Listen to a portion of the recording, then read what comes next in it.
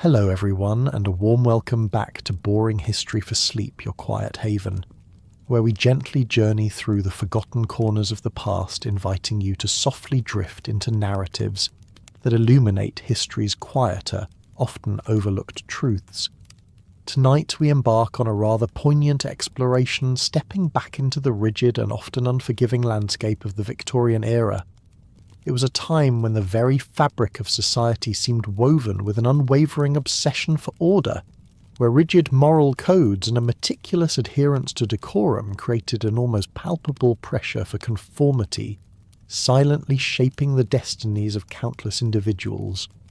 Before we fully immerse ourselves in this particular chapter of human experience, if this calm exploration resonates with you, or if you simply find peace and a quiet insight in what we do here, a gentle tap on the subscribe button and a soft like on the video would be deeply appreciated, and feel free to share a quiet hello in the comments below, letting us know where you're settling in from tonight. As the world outside grows hushed, allow your mind to softly drift as we begin our descent into the stark, often dehumanizing realities of being committed to a Victorian asylum. The Victorian era, stretching across the vast expanse of the 19th century, was characterized at its very core by an almost suffocating obsession with societal order. It wasn't merely a preference, it was a fundamental, unyielding principle that permeated every layer of public and private life, shaping individual conduct, family dynamics, and even the very thoughts one was permitted to entertain. Rigid moral codes, meticulously detailed and sternly enforced, dictated the boundaries of acceptable behaviour. You were expected to adhere strictly to decorum, to present a facade of respectability, and to above all conform. This created a pervasive pressure, an almost invisible weight that pressed down on every individual, ensuring that even the slightest deviation from the prescribed path was noticed, scrutinised, and often met with swift societal disapproval. Imagine the constant internal monitoring, the perpetual awareness that your every gesture, your every word was being measured against an impossibly high standard of propriety. This relentless demand for conformity left precious little room for eccentricity, for individual struggle, or for anything that veered from the established norm, particularly for those who found themselves unable or unwilling to fit into the increasingly narrow confines of acceptable behaviour. Within this tightly laced social climate, where the whispers of gossip could ruin a reputation, and the gaze of neighbours carried immense power, behaviours that dared to deviate from the established norm were swiftly recategorised. They weren't seen as complex personal struggles, as expressions of unique human experiences, or as unfortunate ailments deserving of medical compassion. Oh no, instead they were conveniently recast as public inconveniences. Consider for a moment the immense social discomfort of a family whose member exhibited behaviours that didn't quite align with the era's meticulously constructed standards. Perhaps a woman displayed too much emotional volatility, or a man too much melancholic introspection. These deviations were not just private anxieties, they became public blemishes on the family's carefully cultivated reputation, perceived as disruptions to the delicate machinery of societal decorum. To the Victorians, such individuals represented a potential flaw, a loose screw in the grand societal mechanism necessitating a system for their swift and crucially discreet removal from public view. It was less about understanding the individual's plight and more about managing the collective discomfort they caused, ensuring the smooth, unblemished operation of society's carefully orchestrated illusion of order. And so from this fertile ground of social control and managed appearances, Victorian asylums emerged as the designated solution. These grand, often imposing structures, initially touted as progressive institutions of moral treatment, functioned in reality less as hospitals for genuine healing and more as vast impersonal social holding pens. Their primary design was not rooted in burgeoning medical science or compassionate patient care, as we might understand it today. Instead, their very existence was predicated on the pragmatic need to contain and quite literally silence individuals deemed troublesome, inconvenient, or simply unfit for polite society. Think of them as convenient receptacles for anyone who disturbed the delicate balance of Victorian propriety, the melancholic wife whose grief lasted too long, the errant son whose habits were too dissolute, the outspoken daughter who refused to marry the impoverished elderly, whose minds wandered, or simply those whose natural human suffering through illness or circumstance no longer conformed to expected rationality. The asylum's vast corridors, imposing facades and high walls served not only as a physical boundary, but also as a powerful metaphorical one, rigidly separating the sane from the insane, the orderly from the disorderly, ensuring that the uncomfortable truths of mental distress remained neatly tucked away out of sight, and perhaps more importantly out of mind. The journey into such an institution then marked a profound and, for most, an often irreversible descent. It was a passage into a world fundamentally different from the one they had known, a place where individual rights, those inherent dignities one might take for granted in polite society, simply vanished into thin air, leaving you utterly exposed. Personal identity, once a cherished and carefully cultivated construct of memories, relationships and aspirations, became something to be systematically dismantled, piece by agonizing piece. From the precise moment one crossed the imposing threshold, the familiar contours of the old self began to fade, replaced by a new impersonal institutional identity. You were no longer a unique individual, but a patient, a number, a diagnosis on a ledger. The asylum was not merely a building. It was an experience, a relentless process that laid bare the stark, often brutal realities of confined existence. You were no longer quite yourself, and the very air seemed to hum with the quiet resonance of systematic erasure, preparing you for the chilling intimacy of daily institutional life, where every element of your being would soon be reconfigured and controlled. Upon crossing that threshold, where the initial grandeur gave way to an oppressive reality, the chilling intimacy of daily institutional life began its reconfiguring work with a jarring sensory assault. The stark contrast between the asylum's stately, almost beautiful red brick exterior and the internal truth was a deception for the unwary soul. You might have glimpsed its imposing towers and manicured lawns from a carriage, perhaps allowing a fleeting hope that such an edifice promised genuine care.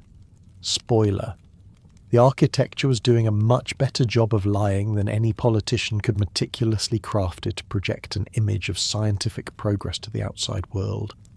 Yet the moment those colossal, often ironclad doors swung shut behind you, that carefully constructed illusion shattered with a hollow final clank. The chilling institutional reality within was an entirely different beast.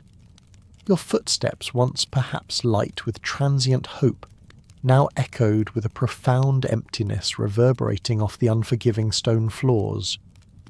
These were not the comforting planks of a familiar home, but hard, cold surfaces designed purely for utilitarian cleaning, devoid of warmth or welcome.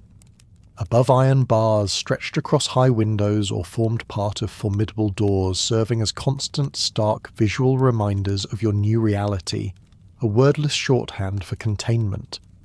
The very air itself grew heavy, dense, with a pervasive cloying scent that clung to your clothes and permeated your being. This was no comforting aroma of a cosy hearth. Oh no, this was a distinct institutional odour, a dissonant symphony of decay and desperate cleanliness. An acrid tang of coal smoke mingled with the sharp, almost clinical aroma of bleach and potent disinfectants, a relentless chemical assault meant to scrub away both visible grime and perhaps the invisible stains of perceived madness. Yet beneath these harsh notes, a far more unsettling scent subtly hinted at something perpetually rotting in the walls, a faint, almost imperceptible undertone of damp organic decay. It was a grim testament to the sheer scale of human containment, where bodies and spirits alike were slowly, quietly breaking down, absorbed into the very fabric of the building itself. This combination was more than unpleasant.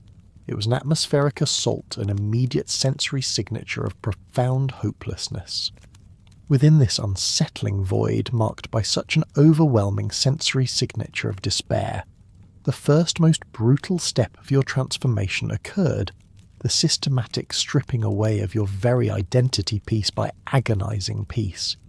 It was not a gradual process. It was immediate, unceremonious, and utterly definitive. Imagine the quiet indignity as you were led to a small, stark room, perhaps with nothing more than a single unyielding wooden chair, and ordered to divest yourself of everything that marked you as you. Your personal items, those small cherished treasures tethering you to your former life and sense of self, were confiscated without a second glance.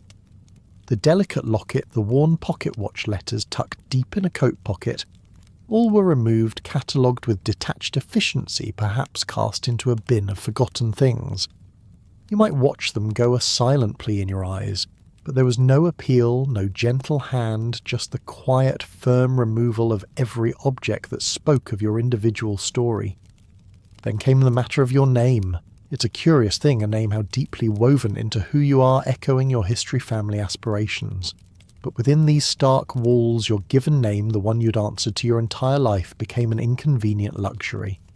Instead, you might be reduced to a number, a clinical designation on a ledger, or a formal impersonal title like Patient Williams or Miss Carter, 34. Think of the profound chill when you heard your own name uttered, not with warmth, but with the cold, sterile inflection of an orderly calling out a diagnosis. It was an immediate, profound severing, transforming you from a unique person into an anonymous unit, an interchangeable cog in the asylum's vast impersonal machinery. You were no longer truly yourself because the very word that identified you had been stripped of its personal meaning.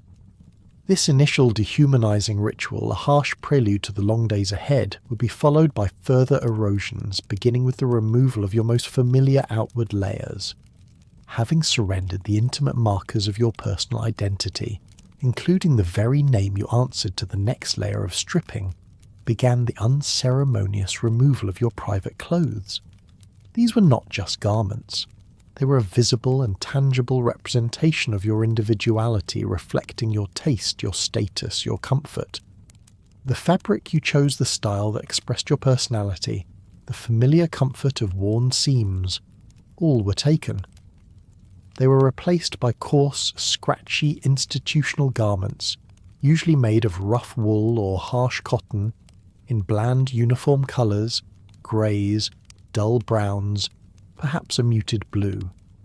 These clothes, ill-fitting and unyielding, felt less like wearing something of your own, and more like wearing a collective resignation stitched from someone else's scratchy discomfort. They were designed for practicality, for ease of washing, and crucially for stripping away any last vestiges of personal expression. And if you were a woman, the dehumanization often went a step further. Your hair, a crowning glory, a symbol of femininity and personal care, might be unceremoniously cut short, perhaps even shorn ostensibly for hygiene, but undeniably as a profound act of control and subjugation. It was a visceral, deeply humiliating experience, leaving you feeling exposed, vulnerable, and utterly bereft of the physical markers that defined your public self. Even seemingly innocuous items like laces and belts were confiscated. While ostensibly for safety reasons to prevent self-harm or escape, which you know made sense from a purely utilitarian institutional perspective, their removal further contributed to the relentless erosion of dignity.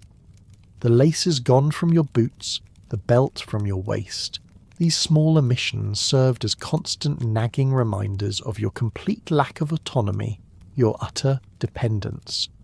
You were being systematically reduced, pared down, stripped of all personal adornment and agency, until you were physically and symbolically nothing but a body to be managed. This immediate and thorough confiscation wasn't just about hygiene or safety. It was a deliberate, powerful ritual a brutal initiation into the asylum's world, marking the immediate loss of individuality and the stark onset of dehumanization. Once divested of your personal identity, you would soon be led into the admission ward, where its profound desolation quickly confirmed the grim reality that had begun to settle in your gut. Imagine long cold corridors stretching seemingly endlessly before you, their walls often a bland institutional beige or pale grey, absorbing all warmth and light. These passageways were lined with iron radiators, often large and imposing, yet strikingly ineffective at combating the pervasive chill that seemed to seep into your very bones. The dry metallic warmth they grudgingly emitted felt more oppressive than comforting, adding to the general sense of disquiet rather than true solace. Sounds from other unseen patients, a quiet moan, a tuneless hum, or a sudden unsettling shriek would distort and echo off the unforgiving surfaces, making you acutely aware of collective suffering yet profoundly alone. High narrow windows pierced these lengthy corridors, offering only pale dust-choked light that seemed to struggle to penetrate the gloom. This wasn't the vibrant light of the outside world, but a weak, diffused glow, as if filtering through layers of time and despair.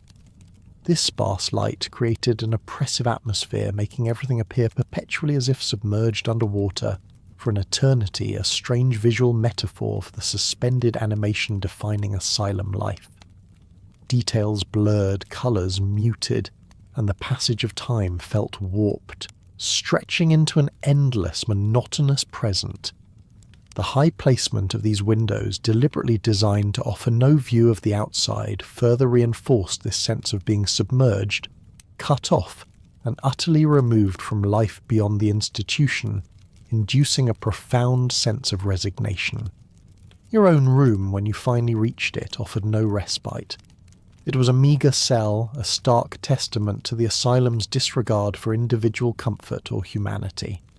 Each patient's room featured an iron-framed cot, its metal cold and unyielding, topped by a thin, often lumpy mattress. Adjacent, a simple chamber pot sat in stark relief, a reminder of the lack of privacy even in basic bodily functions. A small empty table, perhaps bolted to the floor, completed the inventory, utterly devoid of any personal touches, any object that might speak of your past life or hopes. This room, stripped of all personality, felt less like a space for human habitation, and more like a storage closet designed by someone utterly bereft of empathy or understanding. The intentional design for containment was subtle yet pervasive. Those high barred windows often revealed nothing but a dreary brick wall, crushing any lingering hope of escape or even a glimpse of the sky. This reinforced the feeling of intentional permanent confinement and profound severance from the outside world. The cold, echoing stone or wooden floors ensured no movement was silent, every step announcing itself, transforming even private moments into a public broadcast. Sounds from unseen hallways, whispers, groans, distant screams distorted and bounced off walls, making true privacy an unattainable luxury and compounding the feeling of being constantly exposed. This constant sensory assault, from sounds to the pervasive odours, would soon define your daily experience, particularly within the grim ritual of communal dining. From the echoing solitude of your cell, the daily experience of the asylum was soon punctuated by the grim ritual of communal dining, where every clatter and murmur was amplified in vast echoing rooms. These dining halls, often furnished with long unyielding wooden benches and equally unforgiving tables, bore the scars of countless meals and silent suffering. The bare utilitarian walls absorbed no sound, ensuring that every cough, every chair scraped across the floor, every muffled sob or even a simple spoon clinking against a bowl, bounced and distorted, creating a cacophony that felt less like shared sustenance and more like a collective ordeal. It was a cold, alienating space, utterly devoid of the warmth and conversation found in a family meal, leaving you acutely aware of your isolation even amidst a crowd. Breakfast, the day's first offering, was a particularly bleak repetition, a stark promise of monotonous days ahead. It began with cold, soggy porridge served unceremoniously in chipped, often unwashed bowls. This was no hearty steaming oatmeal sweetened with honey or brightened with fruit. Oh no, this was a thin, unappetizing gruel utterly devoid of sugar fruit or any texture beyond its unpleasant sliminess. You might aimlessly stir it with a tarnished spoon, trying to coax warmth or flavour, but to no avail.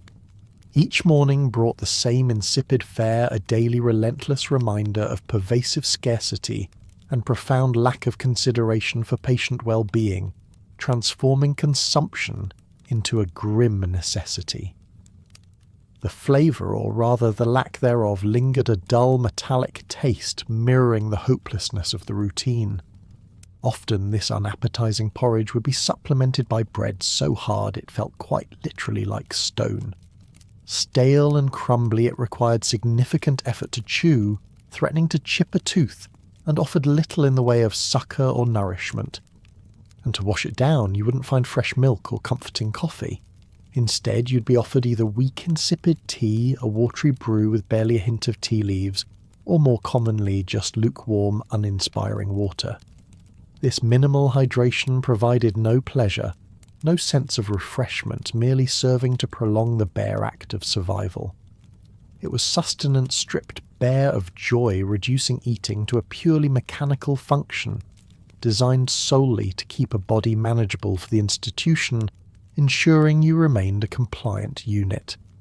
The focus was purely on basic energy input, not on taste variety, or the psychological comfort food often provides.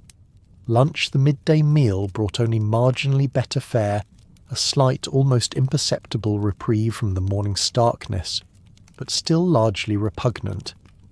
Typically, you'd be presented with overcooked boiled vegetables, often cabbage or root vegetables, reduced to a mushy, unrecognisable collapse, their colour and nutrients long gone. Alongside this, a thin, greasy stew of uncertain meat origin would often appear a suspicious concoction with unidentifiable meat and a flavourless broth, leaving a persistent, unpleasant film on the palate. You would consume it driven by sheer, gnawing hunger, but never with enjoyment, only with a grim determination to survive, marking the oppressive sameness of the day, a relentless cycle of unappetizing but absolutely necessary consumption. The day then concluded with an early dinner, usually more boiled cabbage, and yes, more stale rock-hard bread. The rare, almost mythical addition of a scrap of cheese might appear for uninvited celebrations, or as a subtle reward for exceptional compliance, underscoring the pervasive scarcity and profound lack of consideration for genuine patient well-being. But perhaps the most pervasive unspoken rule of the dining halls was the profound, suffocating silence that reigned. All meals were consumed in absolute quietude under the watchful, scrutinizing eyes of staff who patrolled the aisles like silent, unblinking sentinels looking for any misstep, a spilled bowl an act of disobedience or an involuntary twitch, dangerously misinterpreted as agitation. This enforced silence further solidified the atmosphere of quiet desperation, turning eating from a potentially communal act into a solitary performative chore, a constant test of obedience. Food in this chilling context was purely fuel, not nourishment for the soul or body. Its focus was basic sustenance to maintain a manageable body, ensuring enough energy for forced labour or to prevent starvation. There was no emphasis on taste variety or the psychological comfort food might offer, reflecting the system's absolute indifference to the inmate's emotional or physical suffering. The asylum's food sources depended entirely on its meagre farm or limited budget, leading to a harsh lack of seasonal variety. Any bounty from patient labour was destined for staff and administrators, never for the patients.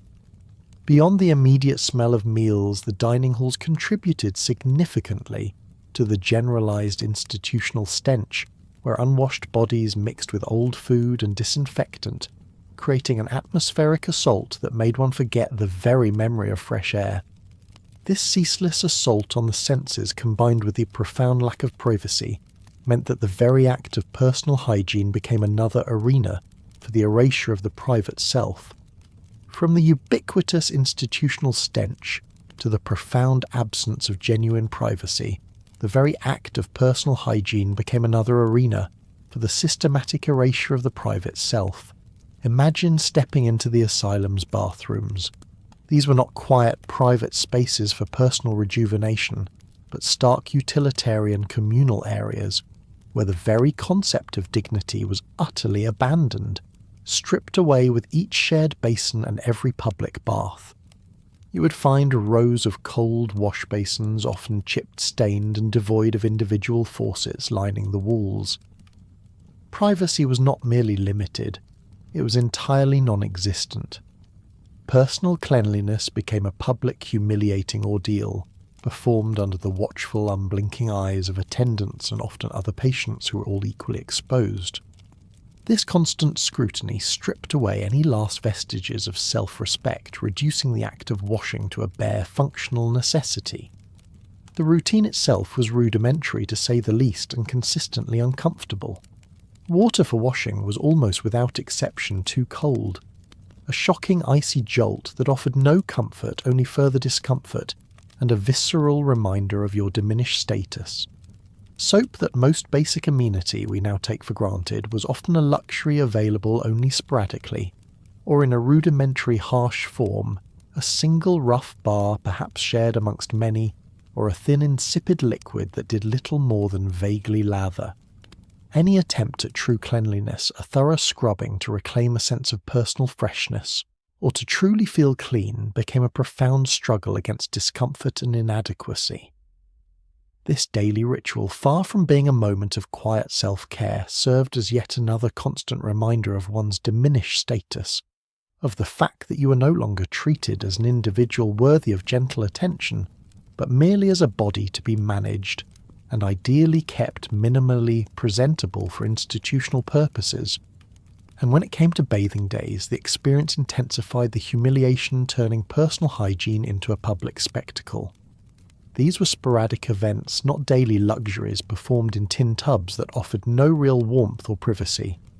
You might find yourself sharing a tub, or perhaps more likely waiting your turn while others were scrubbed down, their vulnerability exposed for all to see, their sounds echoing in the cavernous room. The water would quickly grow lukewarm, then cold, acquiring a grey scummy film from the bodies that preceded yours, a grim tableau.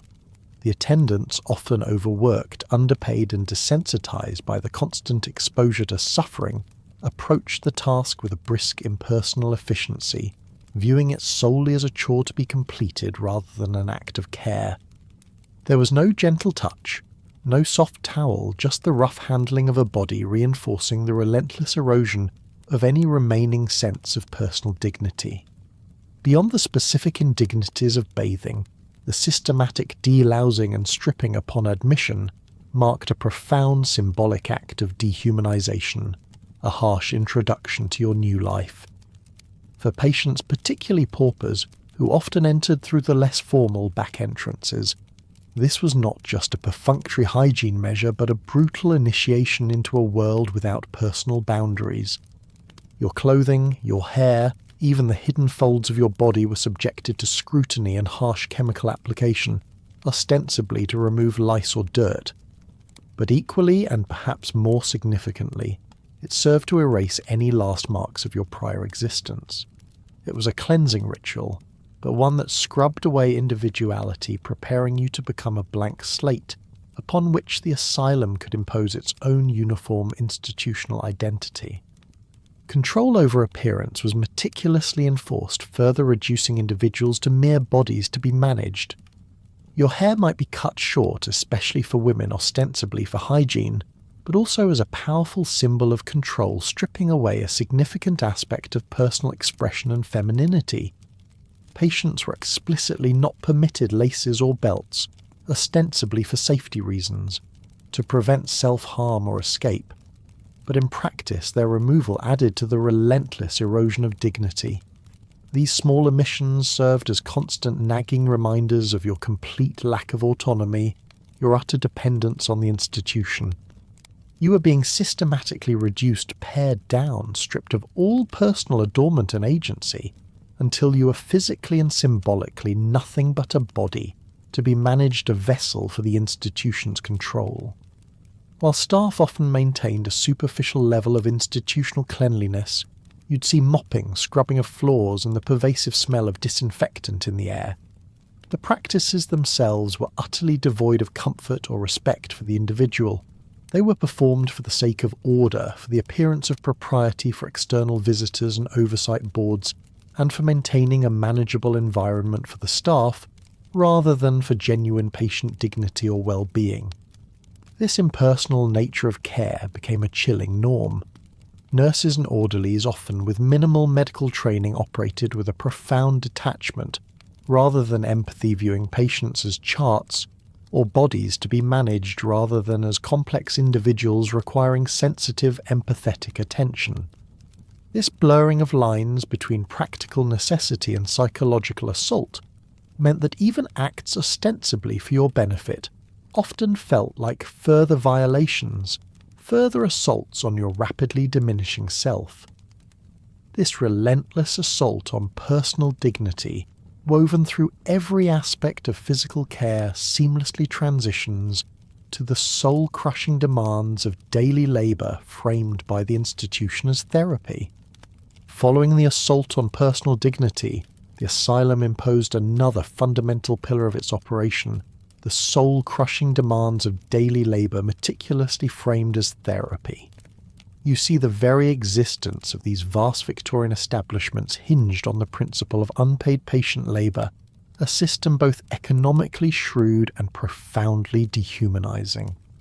While superintendents and reformers spoke grandly of therapeutic activity and moral occupation, a sort of character-building exercise for the afflicted, the stark reality was that the asylum simply relied on its captive population to run its essential services. Imagine the sheer logistical nightmare of operating a sprawling institution housing hundreds, sometimes thousands of individuals without a robust free workforce. Laundry, vast kitchens, meticulously maintained gardens and farms building repairs, general cleaning, all these critical functions were performed by patients.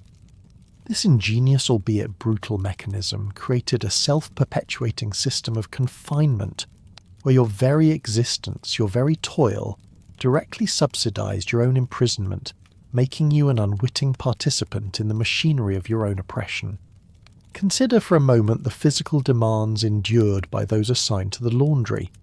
Patients, often, women were designated to these shifts without any semblance of choice, enduring environments that were perpetually hot, dense with steam damp, and deafeningly loud, a cacophony of sloshing water, the rhythmic clank of machinery and the hiss of steam from immense boilers. You might find yourself hand-sorting mountains of soiled linens, some stained with unspeakable things, scrubbing impossible grime from coarse institutional garments, and then perhaps feeding heavy fabric through punishing rollers that could easily crush a finger if you weren't careful. Your hands would be raw and bleeding from the harsh, abrasive soaps, and the endless, repetitive motions a testament to unacknowledged toil. It was an endless cycle of steam, sweat, and aching muscles, where the sheer volume of linen seemed to multiply a relentless, unrewarded effort that embodied the grinding nature of your daily existence within those steaming walls. Meanwhile, stronger men deemed capable of more strenuous tasks were often relegated to harsh agricultural labour in the asylum's extensive gardens and farms.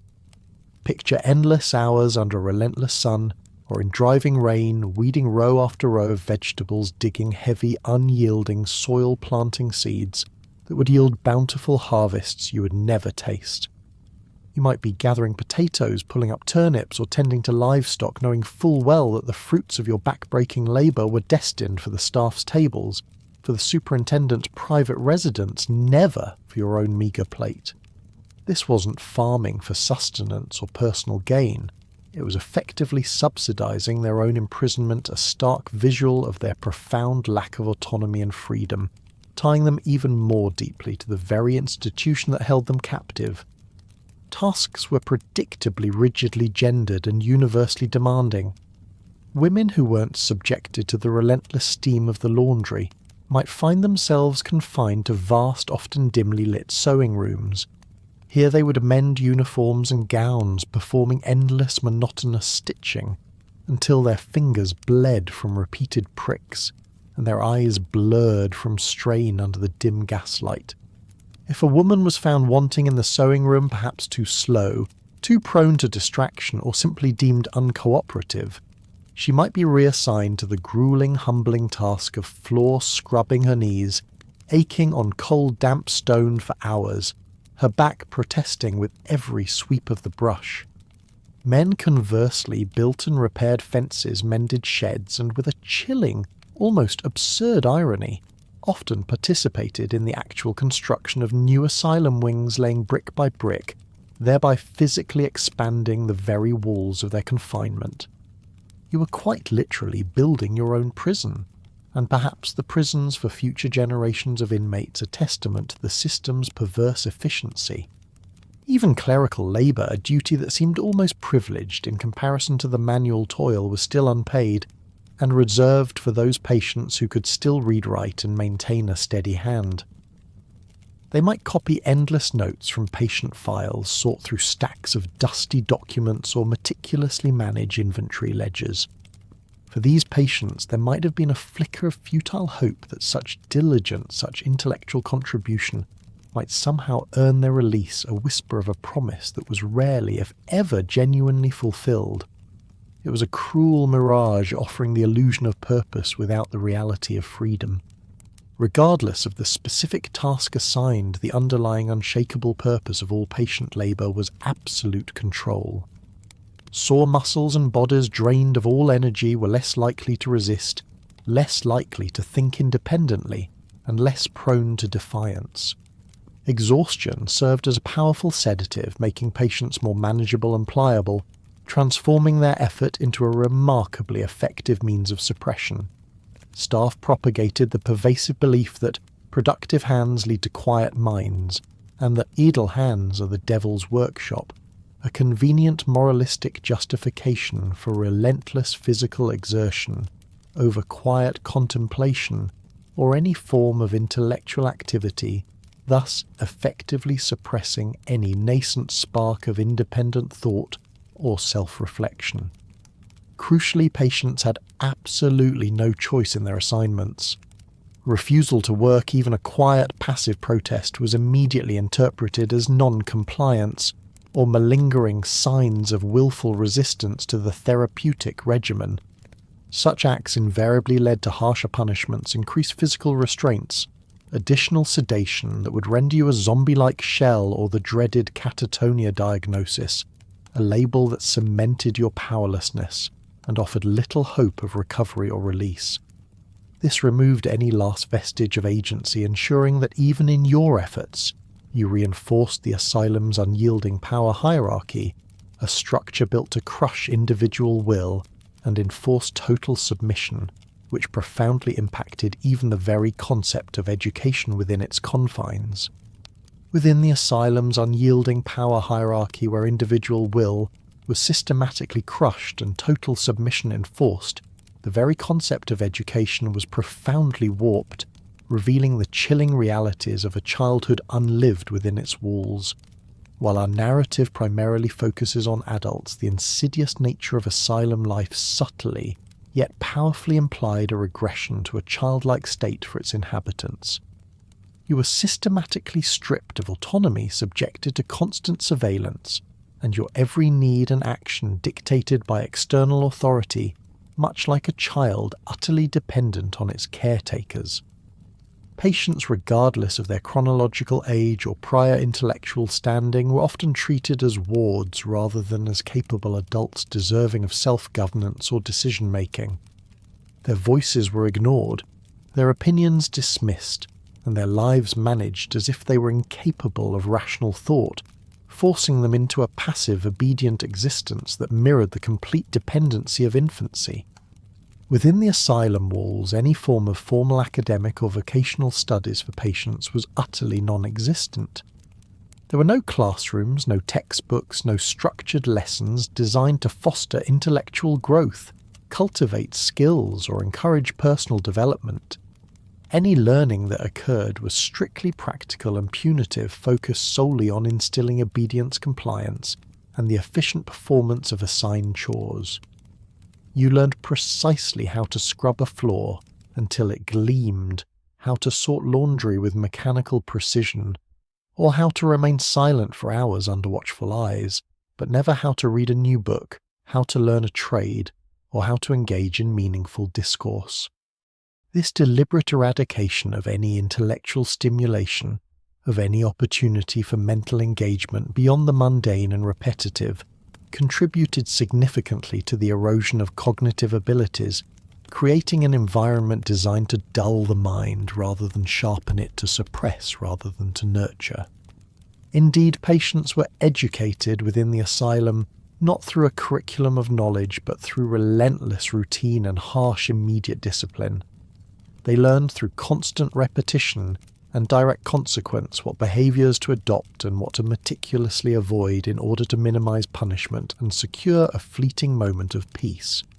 It was a continuous dehumanising lesson in bare survival, rather than personal advancement or growth. You quickly internalised the unwritten rules: keep your eyes downcast, speak only when spoken to, never contradict an attendant, perform your tasks without complaint. This created a silent internal textbook of compliance, a grim guide to navigating the perils of daily institutional life, where every choice was weighed against the potential for retribution, transforming natural human instincts into a calculated performance of docility, a chilling adaptation. The constant dullness, the profound lack of stimulation, and the repetitive, soul-numbing nature of asylum life, combined with the physical and psychological trauma inflicted by often brutal treatments, led to a tangible and tragic fading of cognitive abilities. Memories once vivid and cherished would grow dim, slipping away like sand through an open hand, becoming increasingly difficult to recall. The capacity for complex thought, for abstract reasoning, or for meaningful self-reflection would slowly wither, leaving behind a mind less capable of intricate engagement with the world. You might find yourself struggling to recall simple facts or to form coherent thoughts, a chilling testament to the asylum's success in dismantling the very machinery of the mind, reducing it to a more basic, manageable and ultimately broken state. The asylum's education aimed fundamentally to systematically dismantle individual will and critical thinking. It sought to replace independent thought and personal initiative with an automatic, almost instinctual response to authority. Patients were conditioned to become passive recipients of instruction. Their inner lives, their unique perspectives, and their inherent autonomy effectively erased. You were no longer encouraged to think, to question, to aspire, or to dream. You were simply expected to obey, to conform, to become an empty vessel for the institution's commands. This profound loss of individual will was a cornerstone of the asylum's control, transforming living beings into manageable units, their spirits extinguished. Observation paradoxically became the only true curriculum within those desolate walls. Patients spent their days observing others, learning patterns of illness and behaviour, inadvertently forming a bleak curriculum of what not to become. You would witness the suffering of others, the various manifestations of mental distress, and the brutal consequences of non-compliance, yet simultaneously harbour a terrifying fear of your own inescapable descent into similar irreversible states. The sight of a patient strapped into a restraint chair or the sounds of another screaming in isolation served as potent silent lessons in the ultimate futility of resistance, a constant reminder of the fine line separating your current state from deeper despair. While not explicit education in any academic sense, the gendered labour assignments, sewing for women, heavy physical labour for men, served as a form of training that subtly reinforced traditional Victorian gender roles even within the confines of madness. Women were confined to domestic tasks, men to outdoor physical work, often building the very walls that imprisoned them. This denied any opportunity for personal development beyond these predefined, often oppressive roles. You were not permitted to explore new talents or challenge societal expectations. Your labour reinforced the very norms that might have contributed to your confinement in the first place, ensuring a static, predetermined existence. The diverse pasts of patients, pianists, professors, those with families suggested a prior life where some form of childhood development and education, however limited by class or gender, undoubtedly occurred. This starkly contrasted with their current state of profound stasis and regression within the asylum, where a chilling hierarchy governed every aspect of their existence. From the profound stasis of enforced routine to the very erasure of a developed intellect, the asylum's chilling hierarchy governed every aspect of its inmates' existence, ensuring an absolute, unchallengeable power structure. Imagine, if you will, stepping into a meticulously constructed societal pyramid, but one where your position was irrevocably fixed at the very bottom, beneath layers of unchallenged authority. The asylum operated on an absolute, unquestioned hierarchy. At its summit, distant and often aloof, stood the superintendent. Beneath him the doctors, then the nurses, and finally at the grim front line the attendants. Each tier wielded an increasing degree of direct personal power over the patients, their collective will effectively becoming an inviolable law, with no recourse, no appeal, and certainly no hope of challenging their pronouncements. You were expected to obey all orders without question, a cascading demand for submission that began at the highest levels of asylum administration and extended with chilling precision to the lowliest attendant. Any defiance, any hesitation was met with swift and often brutal consequences designed to break the spirit and enforce absolute unthinking obedience. The superintendent for much of your confinement would remain an almost mythical figure, often unseen by the majority of patients, a silent force whose decisions nonetheless rippled through every corner of the institution. Yet their control was absolute. They commanded the entire institution's budget-determined staffing levels and set all the rules and regulations that governed your every waking and sleeping moment. They answered only to a distant board, a collection of civic leaders or philanthropists concerned primarily with financial efficiency and maintaining respectable public appearances, not with the genuine well-being or recovery of the patient population. This profound detachment at the top created an enormous, unbridgeable gulf between the theoretical ideals of humane care and the grim, dehumanizing reality of daily life for those confined within the walls. The superintendent's unseen hand therefore truly crafted the contours of your existence, determining the quality of your food, the comfort of your bed, and the demeanour of those who directly oversaw you. Doctors adorned with their crisp white coats and the ever-present gleam of a pocket watch, a symbol of their mastery over time and diagnosis, operated with an air of absolute conviction. Their pronouncements were final, their diagnoses presented as unassailable truths derived from an intellectual vantage point that seemed light years away from the patient's lived reality. They would observe patients much like one might observe interesting yet ultimately unimportant animals. In a scientific experiment, their gaze detached, their manner clinical and often dismissive. Their interactions were rarely designed to genuinely listen or understand the individual's suffering, but rather to confirm existing diagnoses, to find evidence that neatly supported the preordained label of madness. You might desperately try to explain yourself, to articulate your fears, your sanity, your hopes, but your words would often be twisted, reinterpreted, or simply ignored, falling on ears deafened by preconceived notions and the overwhelming need to categorize and control.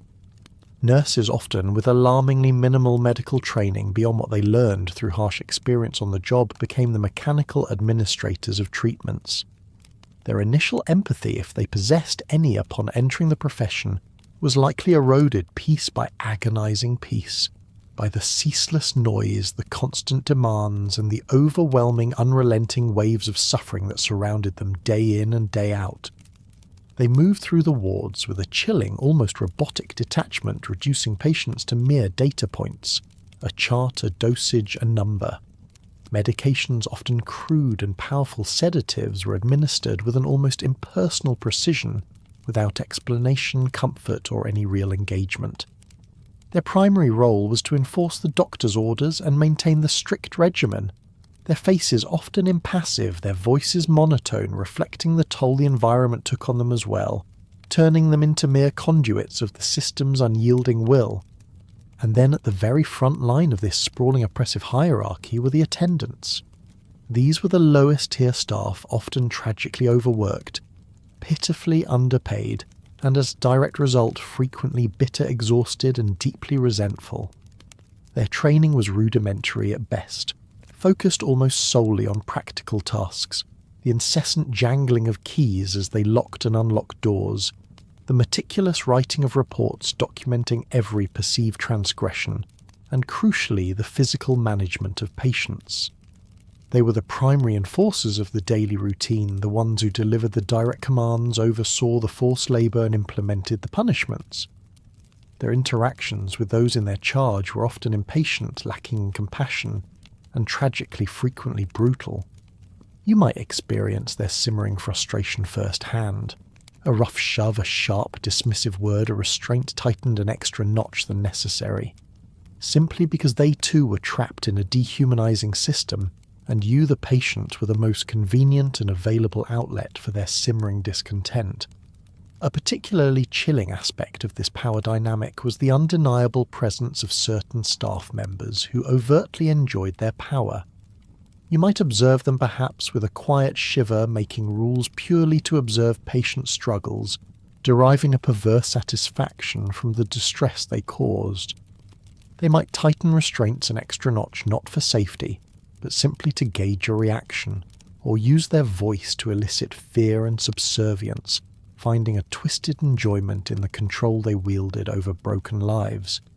This was not perhaps the behaviour of every staff member, but it was certainly not uncommon, and it poisoned the very atmosphere of the wards.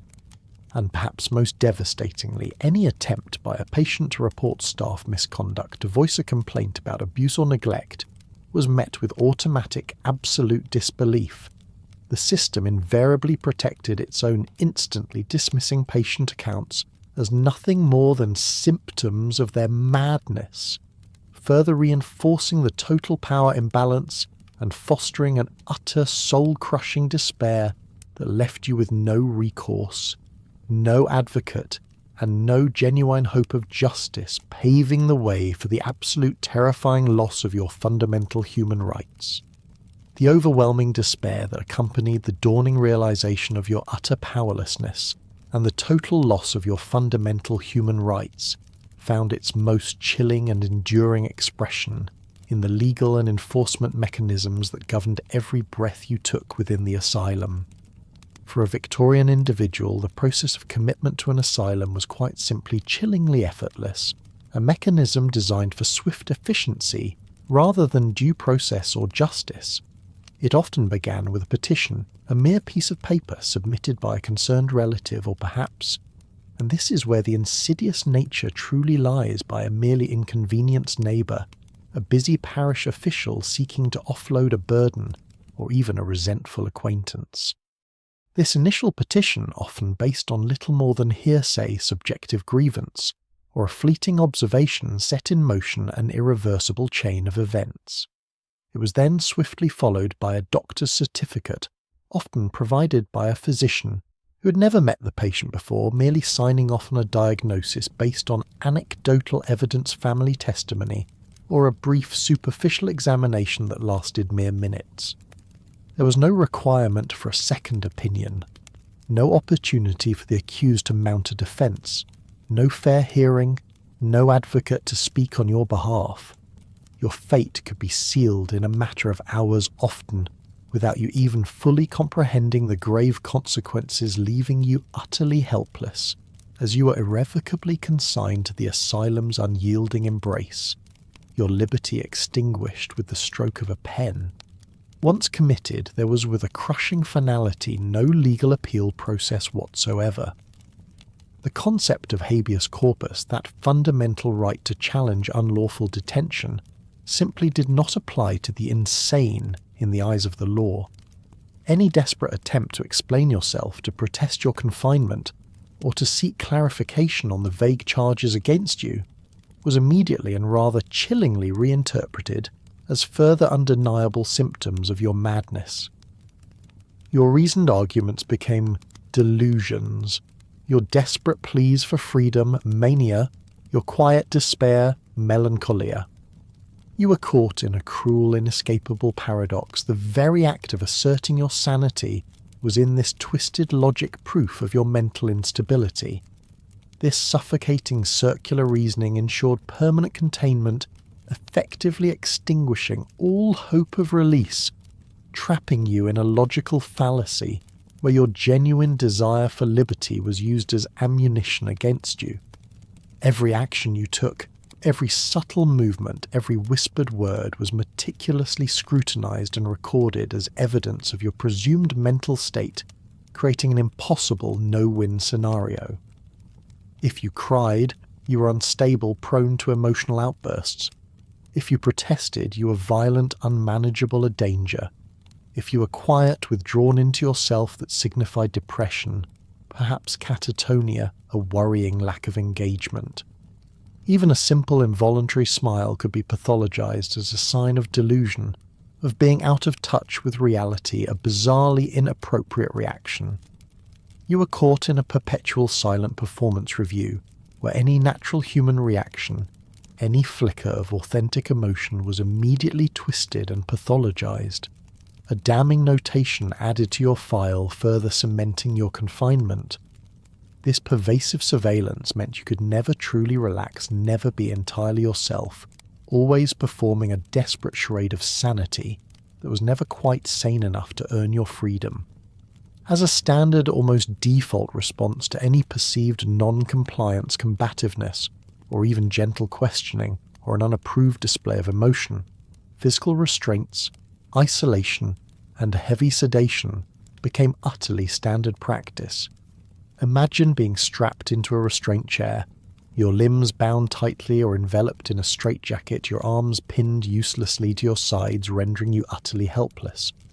Isolation in dark, often padded cells was common, a solitary confinement designed not merely to contain, but to break the spirit through sensory deprivation and crushing loneliness. And then there were the sedatives, crude and powerful concoctions that would cloud your mind, dull your senses, and rob you of your lucidity, ensuring quietude and absolute submission. These were not just disciplinary tools, they were fundamental mechanisms of control, immediately silencing dissent and enforcing absolute submission, reducing you to a manageable passive state, where your will was systematically crushed, leaving you a shadow of your former self. While not explicitly named, the omnipresent surveillance, the pervasive unwritten rules of the asylum, and the constant recording of your behaviour functioned with an insidious similarity to a collective responsibility system, reminiscent of the Gonengumi in feudal Japan, where groups were held accountable for the actions of individuals. The actions of one patient could implicitly affect the fate of others on a ward. A ward deemed troublesome due to one or two problematic individuals might receive fewer privileges, harsher supervision, or more frequent treatments for all its inhabitants regardless of their individual conduct. This fostered an insidious atmosphere of fear and self-policing amongst the patients, making individual acts of defiance even more perilous, as they could inadvertently lead to collective punishment, further cementing their powerlessness and ensuring constant vigilance. A wide, bewildering array of therapies were fundamentally mechanisms of control and punishment, often brutal and deeply invasive, carried out under the guise of medical intervention. Leeches were applied to bleed out bad humours, or bad blood, a surprisingly persistent medieval practice. Regular cold water enemas were administered for sluggish bowels, supposedly linked to mental sluggishness. Patients endured prolonged hydrotherapy baths, sometimes for hours in frigid water, or were wrapped tightly in cold, wet sheet packs that constricted movement, induced hypothermia, and produced an agonizing sense of crushing pressure. Electrotherapy, crude and often sadistic, was used to reset the brain through uncontrolled jolts of electricity, while blistering agents, painful chemicals applied to the skin, were meant to draw out toxins. All of these were performed without consent, designed to break the spirit force compliance and drain any energy for resistance. For women in particular, violations were female-specific and truly horrifying, often targeting their reproductive organs, reflecting prevailing misogynistic views on female hysteria and mental instability. These included euphemistically named pelvic massages, which were in reality forced manual stimulation to induce orgasm, believed to cure hysteria, vaginal douches with harsh chemicals, and coerced hysterectomies or clitoridectomies procedures, performed without any semblance of consent and seen as clinical rather than the humiliating and often mutilating medical assault they truly were. These truly invasive procedures, carried out under the guise of therapy, were a chilling testament to the era's profoundly flawed understanding of both the female body and mental illness. This chilling lack of consent, coupled with continuous inescapable surveillance, ensured that your every minute movement, every fleeting expression could lead to a damning note in your file, extending your stay indefinitely, and leading to the terrifying ultimate societal control, the shadow of death. The chilling lack of consent, coupled with continuous inescapable surveillance, ensured that your every minute movement and fleeting expression could lead to a damning note in your file, extending your stay indefinitely. This reality forced one to confront the terrifying ultimate societal control, the shadow of death, where your honour and indeed your very existence would be systematically erased. For individuals committed to the Victorian Asylum, death was not merely a physical event, a cessation of breath, a quiet end to suffering. It was rather a profound and chilling consequence for transgression against societal norms, a desolate final release from a system designed almost entirely to contain rather than to truly cure, or simply an inevitable if accelerated outcome of its profound harshness and neglect. In a society obsessed with order, rigid conformity and meticulously maintained public appearances, the asylum served as the final absolute sanction, a place where inconvenient lives could be quietly extinguished, their narratives silenced, their very existence erased from the public record. You were in essence already marked living a kind of prolonged pre-death, where your identity was slowly being buried piece by agonizing piece, long before your physical body ever would be. The core objective of the asylum, despite any philanthropic pronouncements or noble intentions articulated in public reports, was never truly to heal the individual. It was instead to silence and to manage. This was the grim, pragmatic truth. If silence was achieved through heavy sedation that dulled the mind into a perpetual fog through slow starvation, that weakened the body to the point of docility, through relentless humiliation that methodically broke the spirit, or through invasive corrections that stripped away every last vestige of autonomy, it was deemed a success by the institution. The true measure of this success was not the patient's recovery, their return to lucidity, or their renewed dignity, but solely the absence of resistance, the quietude of the ward, the ease of management. Your suffering, your inner torment, your profound physical and emotional pain were utterly irrelevant. Your compliance was everything.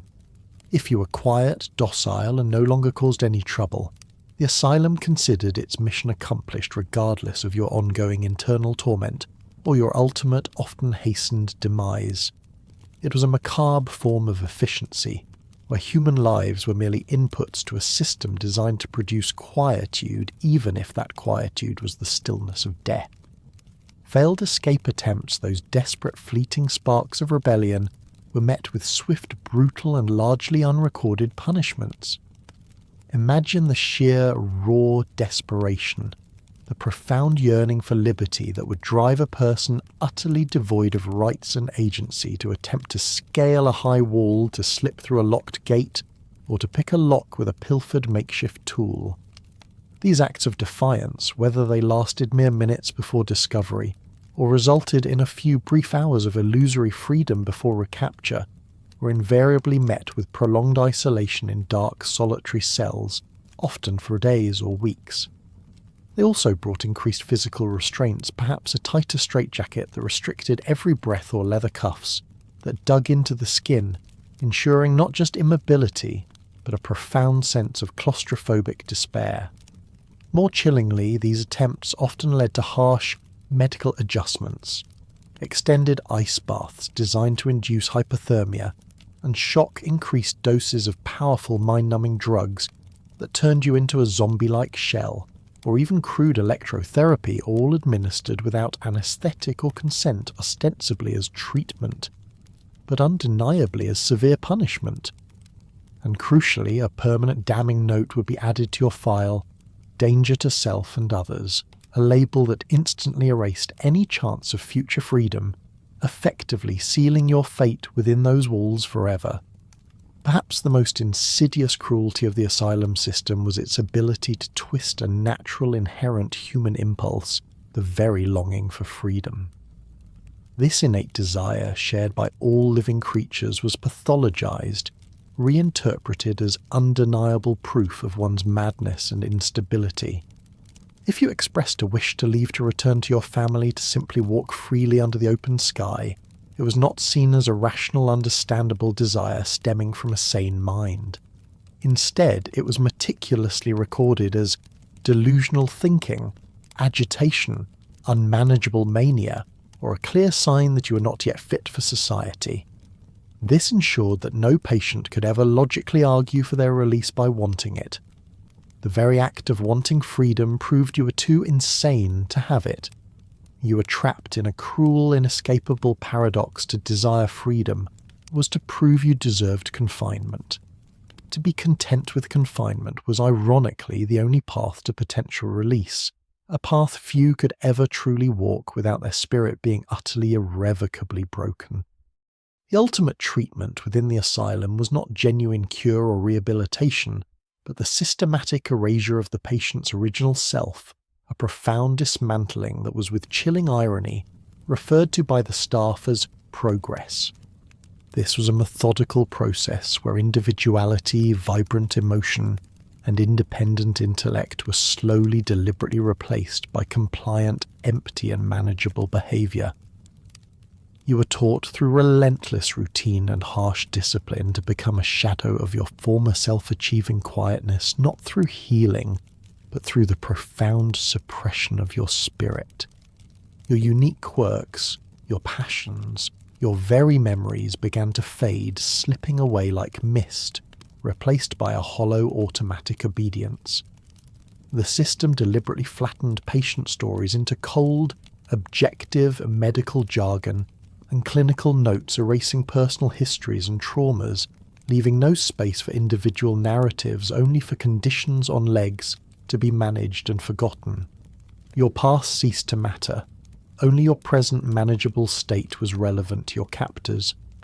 The model patient, the one held up by staff as a success story, the pinnacle of institutional adaptation, was one who had surrendered utterly, whose will had been completely broken. They would nod when expected, mutter false gratitude for indignities endured, and no longer react to pain, humiliation, or injustice. This demonstrated progress not through genuine healing or an improved mental state, but through the total cessation of resistance and hope, a profound stillness that was mistaken for recovery. Their spirit was broken, their will erased, leaving behind a compliant empty shell. The most terrifying outcome then was not physical death, but the profound and irreversible loss of self, a fading, where memories, opinions, and even one's own name cease to hold meaning, becoming distant, unfamiliar echoes. You might become someone who could still answer to a name, but no longer felt like a person who owned it, truly not surviving in any meaningful sense. Even in this desolate landscape where the human spirit was systematically dismantled, faint echoes of discontent and desperate resistance sometimes flickered, revealing an impossible fight against such overwhelming forces. In the desolate landscape of the Victorian Asylum where the human spirit was systematically dismantled, and the model patient emerged as a broken shell, faint echoes of discontent and desperate resistance occasionally flickered, revealing an impossible fight against such overwhelming forces. While these were certainly not the organised collective peasant Ikki uprisings you might find documented in the feudal history of Japan, the constant profound suffering of patients created fertile ground for an internal discontent and desperate, often isolated acts of rebellion. Imagine, if you will, the crushing cumulative weight of extreme lack of agency, the inability to make any choices about your own life food, or even bodily functions.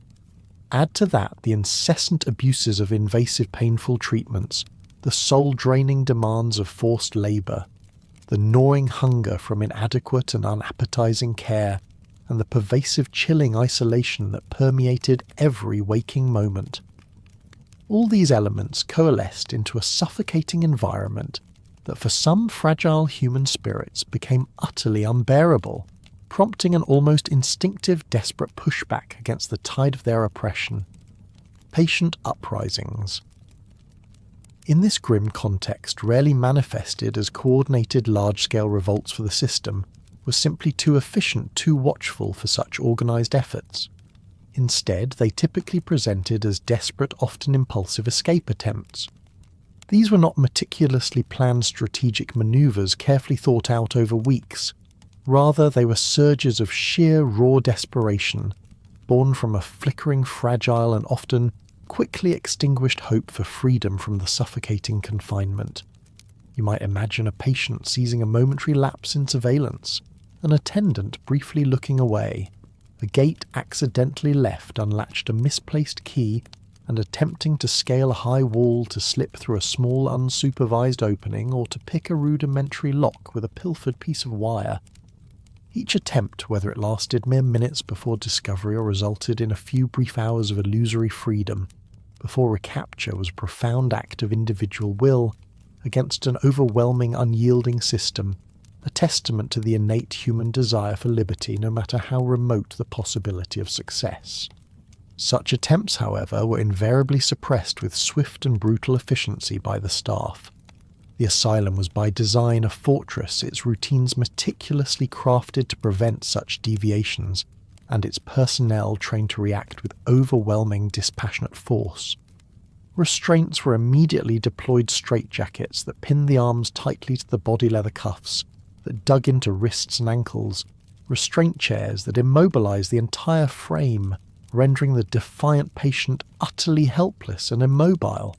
Sedatives, often in large debilitating doses of crude concoctions, were administered to quickly subdue and quiet the rebellious spirit, plunging the patient into a drugged stupor. And most damningly, the punishments for these failures were severe and largely unrecorded in any official public ledger existing instead, within the grim internal logic of the asylum prolonged isolation in dark solitary cells, often for days or weeks on end. Harsh medical adjustments like extended ice baths designed to induce hypothermia, and shock or painful electrotherapy, all administered without anaesthetic or consent, ostensibly as treatment, but undeniably as severe punitive retribution. And critically, a permanent damning notation would be added to their patient file: danger to self and others, a label that instantly erased any chance of future freedom, effectively sealing their fate within those walls forever. Like a Ronin, a masterless samurai cut off from his clan, and operating independently, a patient who dared to resist, whether through outward struggle or even quiet, subtle non-compliance, became an isolated, marked individual. They had no true allies within the unforgiving system. Other patients terrified of retribution for themselves or for their ward, or simply too broken by their own suffering to intervene, would often look away, their faces masks of resignation. The staff, for their part, would intensify surveillance on this marked individual, subjecting them to even harsher punishments and closer scrutiny, ensuring that any spark of defiance was quickly snuffed out. This profound isolation further solidified their powerlessness, ensuring that the lone resistor was left with nowhere to turn their spirit, increasingly worn down by the constant, relentless pressure of the institution. The asylum, from its grand imposing architecture to its meticulously regimented daily routines and its iron-clad legal mechanisms, presented itself as an unyielding, infallible system.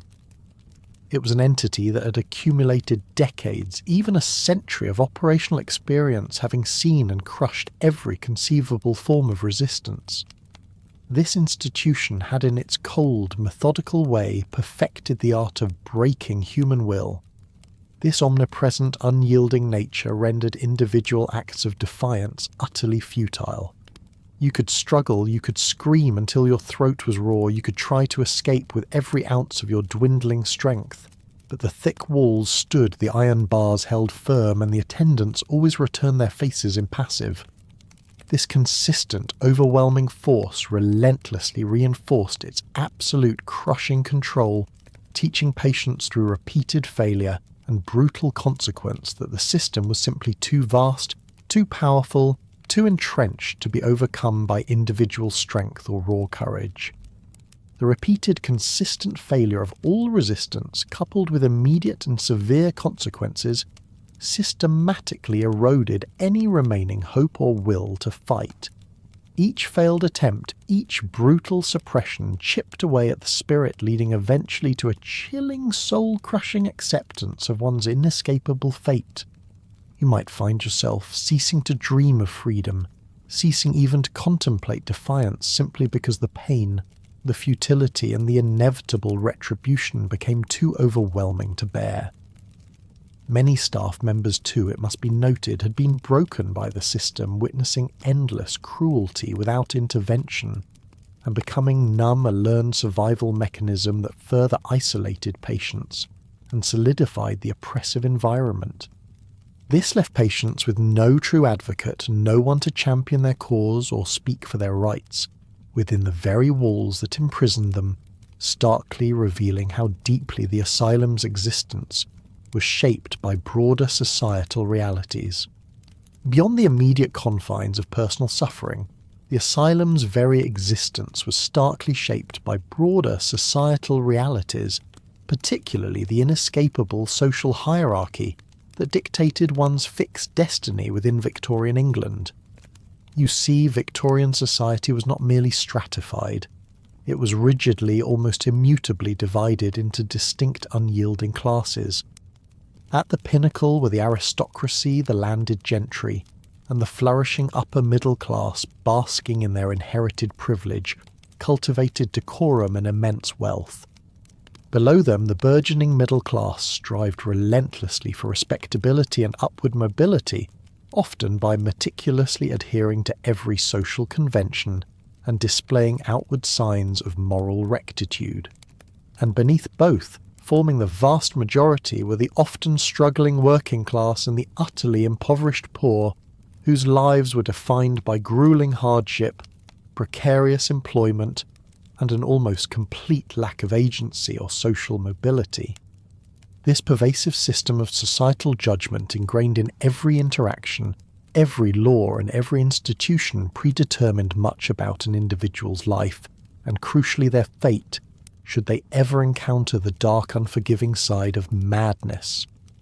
The very concept of madness itself was therefore deeply intertwined with social standing, a chilling reflection of the era's pervasive class biases. While theoretically anyone could be committed, the ease of commitment, and perhaps more significantly the subsequent daily experience within the asylum, varied dramatically based on one's position on this rigid social ladder. This highlights a fundamental systemic injustice that to modern eyes seems almost absurd. The same behaviours that might be tolerated, excused, or even romanticised as artistic temperament in a wealthy individual could lead to swift, irreversible confinement and brutal treatment for someone of lesser means. Your social standing, it turned out, was as much a determinant of your mental health diagnosis and the quality of your confinement as any actual symptom or medical condition. It was a stark reminder that even within the confines of perceived madness, the strictures of class held firm.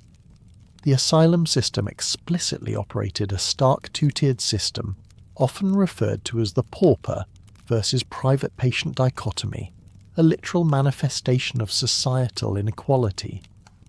The pauper patient, likely arriving in the grim grey anonymity of a parish cart, perhaps even shackled or restrained, would enter through back doors unceremoniously stripped of what few personal possessions they had, and immediately deloused with harsh chemicals.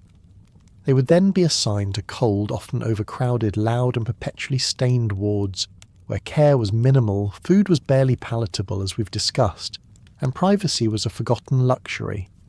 Their institutional clothing was coarse, their bedding thin and scratchy, and their days filled with incessant unpaid labour. You were not treated as a person with a complex inner life. You were a burden, a cost to be managed, a problem to be contained, and your treatment, or lack thereof, directly reflected this brutal economic reality. In stark contrast, the private patient, arriving perhaps in a discreet, well-appointed carriage, would be afforded a remarkable measure of comfort and dignity purchased with cold hard cash. These families paid substantial fees, sums that would be utterly exorbitant and simply unimaginable for most working-class families, for the privilege of better conditions. This meant cleaner, softer linens, more palatable food, and significantly more attentive, better paid and less overworked staff, who were therefore perhaps less prone to cruelty or neglect simply due to exhaustion.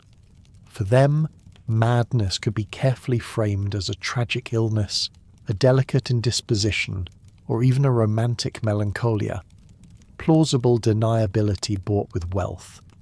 While a pauper's emotional outburst was labelled violent mania, and met with immediate restraint, a private patient's might be quietly referred to as a nervous episode, and met with a sympathetic nurse, and perhaps a mild sedative. This stark difference in perception brought by the shilling ensured that money acted as a profound buffer against the full unvarnished brutality of the asylum system. The same behaviours that in a pauper were labelled as inevitable weak, or a direct consequence of poor morals, were for the wealthy merely unfortunate circumstances, allowing their continued suffering to remain hidden behind a facade of genteel illness rather than moral failing subtly altering their experience of confinement. For the poor, particularly mental instability was often considered not a medical condition, but a reflection of inherent character flaws, a sign of a weak constitution, or even a genetic predisposition, weak stock destined for failure. This reinforced a deeply ingrained societal belief in fixed destinies and the near impossibility of escaping one's birthright or impoverished circumstances. You were born into your station, and your perceived madness simply cemented that reality, making upward mobility even in recovery almost unthinkable. Furthermore, gender acted as a cruelly powerful determinant of fate, especially for women across all classes. The bar for commitment for women was exceptionally low, reflecting the patriarchal anxieties of the age. Anything from speaking too freely, expressing opinions deemed unfeminine, refusing a marriage proposal, displaying excessive intellectual curiosity, or even prolonged grief after a loss could be pathologized and labelled hysteria. This demonstrates how deeply gender intersected with social hierarchy, making women profoundly vulnerable to confinement based on subjective, often biased interpretations of their behaviour. This stark reality of social class and gender roles led directly to the asylum's foundational economic function, built entirely on subsidized suffering. Stemming directly from the rigid class divisions and gender biases of Victorian society, the asylum's foundational economic function revealed itself as a system built entirely on subsidized suffering. The very existence and sustained operation of these institutions were deeply and inextricably embedded in the era's harsh economic realities. They functioned fundamentally as an inexpensive large-scale solution for managing society's undesirables, those who didn't fit neatly into the rigid societal boxes whose behaviour was inconvenient, or whose care simply proved too burdensome for struggling families or already stretched local parishes. It was, from a detached administrative perspective, a highly pragmatic and cost-effective way to offload a significant societal burden, shifting it from the private sphere to a public institution, often at the direct and profound expense of human dignity and any semblance of genuine well-being. Think of it as a form of social outsourcing, where the messy, uncomfortable problem of mental distress was neatly packaged, contained, and hidden from public scrutiny, and crucially maintained at the lowest possible operating cost. The single most crucial economic driver of the entire Victorian asylum system was the widespread and almost absolute reliance on unpaid patient labour.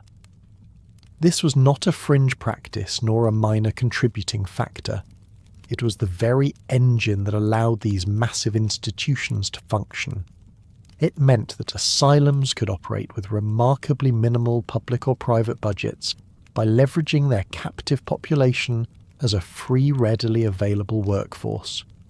Imagine the sheer constant volume of tasks required to keep a sprawling institution, housing hundreds, sometimes thousands of individuals running day-to-day mountains of laundry, washed and meticulously mended vast quantities of meals, prepared in cavernous kitchens, extensive gardens and farms meticulously cultivated to provide a significant portion of the institution's food supply buildings, maintained and repaired, and general cleaning undertaken across countless corridors and wards.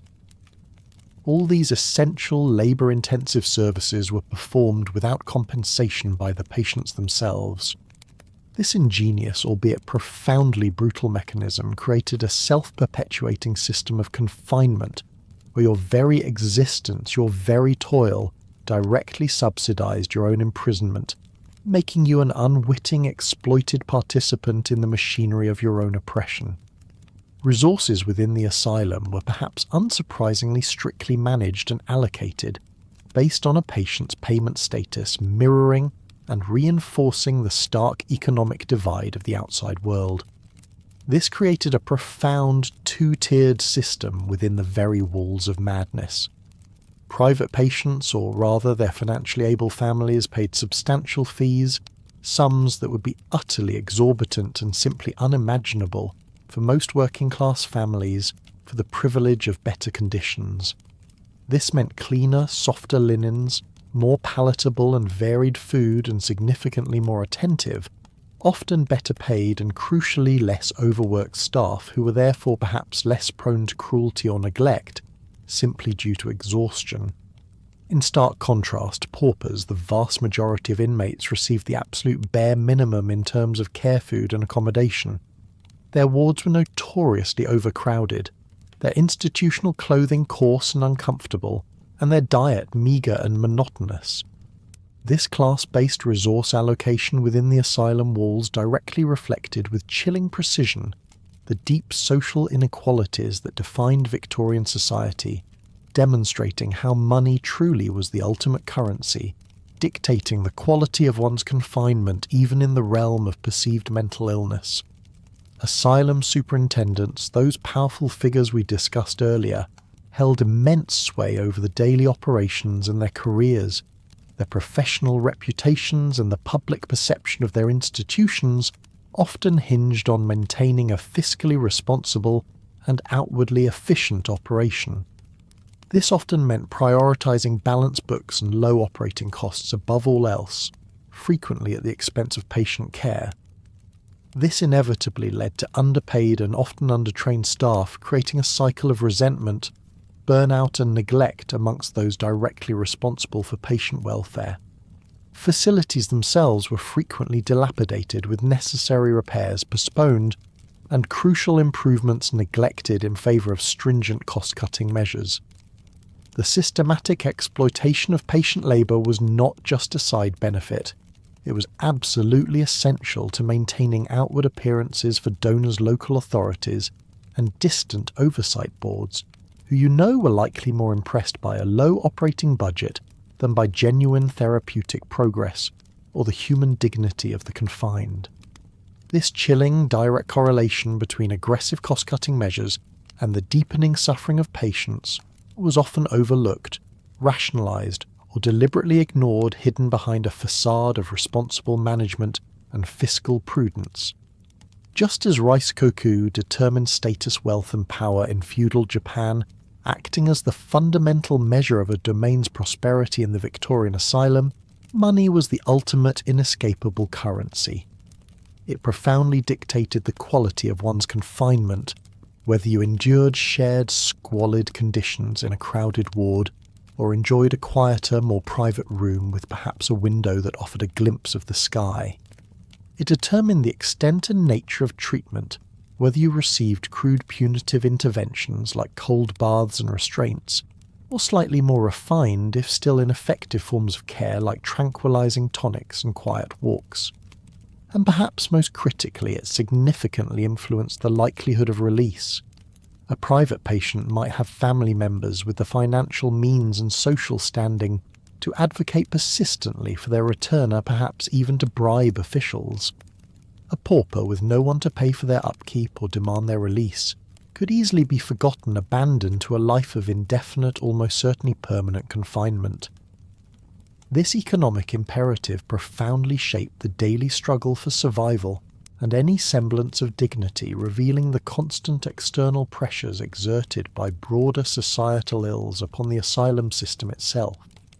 Operating under such profound economic imperatives, the asylum system also faced constant external pressures from broader societal ills akin to nature's relentless fury and universal threats that pressed upon Victorian England itself. While our primary focus has naturally been on the internal horrors and indignities endured within the asylum, it's absolutely crucial to remember that these institutions did not exist in a vacuum. The external reality of Victorian England was one of rapidly expanding, overcrowded cities, a landscape dramatically transformed by the relentless pace of the Industrial Revolution. Imagine, if you will, the pervasive urban squalor, narrow winding streets perpetually shrouded in a suffocating pall of coal smoke, choked with refuse and teeming with a desperate human misery that to our modern sensibilities would seem almost unimaginable. Rampant poverty was not an abstract concept, but a tangible, ever-present backdrop, with vast swathes of the population living in conditions that bordered on the utterly unbearable, a breeding ground for both physical and mental distress.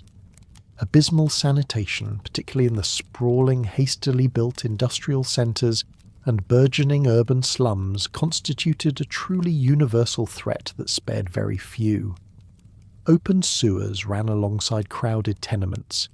Contaminated water sources were the norm for millions, and a profound lack of proper waste disposal created ideal breeding grounds for insidious diseases.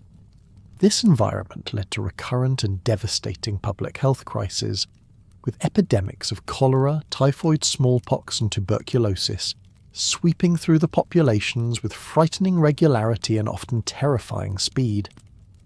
These diseases were indiscriminate killers, often overwhelming entire families and communities, leaving behind a profound trail of grief, destitution, and inevitably widespread mental distress caused by bereavement, malnutrition, and chronic illness. This pervasive societal stress, stemming directly from the harsh realities of industrialization, contributed significantly to the ever-increasing demand for asylums, which functioned not just as places to contain the mad, but as grim utilitarian dumping grounds for anyone society deemed unable to cope, or simply too expensive to care for in their homes. The relentless pace of industrialization, while undoubtedly bringing unprecedented wealth and opportunity to a select few, simultaneously created immense and significant social upheaval for the vast majority of the population. Traditional crafts were rendered obsolete by new machinery, leading to widespread unemployment as factories embraced mass production and sought cheaper labour. Working conditions in mines, mills and factories were often horrific, characterised by obscenely long hours, dangerous machinery that maimed and killed with alarming frequency, and pitiful wages that barely sustained life. This profound social dislocation, the uprooting of communities and traditional ways of life, pushed countless individuals into cycles of generational poverty, chronic ill health, and perhaps predictably into states of acute mental distress. You might witness families torn apart by the desperate need to migrate for work, or individuals suffering profound psychological trauma from industrial accidents, the endless monotony of factory labour, or the sheer hopelessness of their economic plight. This era highlighted a stark, chilling lack of comprehensive social safety nets for the vulnerable, leaving the asylum as one of the few, albeit terrible, options available for those who broke under the relentless pressure. While not a direct famine in the catastrophic sense of widespread agricultural collapse across the entire nation, the constant gnawing threat of food scarcity and pervasive economic hardship was an underlying persistent anxiety for the lower classes, a spectre that haunted their daily lives. Destitution, the absolute absence of means, often directly preceded commitment to an asylum. For a desperate family with no other recourse, or an individual facing literal starvation and exposure on the unforgiving streets, the asylum, despite its known horrors, paradoxically offered a grim form of shelter. It provided basic, though unappetizing food and a roof over one's head, albeit at the terrible, profound cost of one's freedom, one's identity, and often one's very soul. It was a tragic exchange, trading the fury of external deprivation and chaos for the soul-crushing quiet and monotonous predictability of institutional confinement, a desperate choice between two forms of imprisonment. Beyond the rudimentary workhouse system, there were virtually no formal compassionate relief efforts specifically designed or adequately funded for the mentally ill.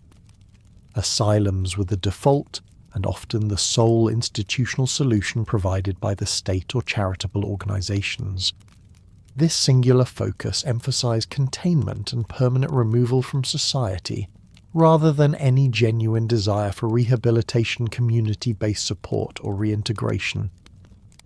The prevailing societal indifference to systemic suffering was profound and deeply ingrained. The general public, often driven by rigid Victorian notions of self-reliance, harsh moral judgment, and a pervasive, almost superstitious fear of contagious madness, often showed a chilling lack of empathy towards the poor and the mentally ill.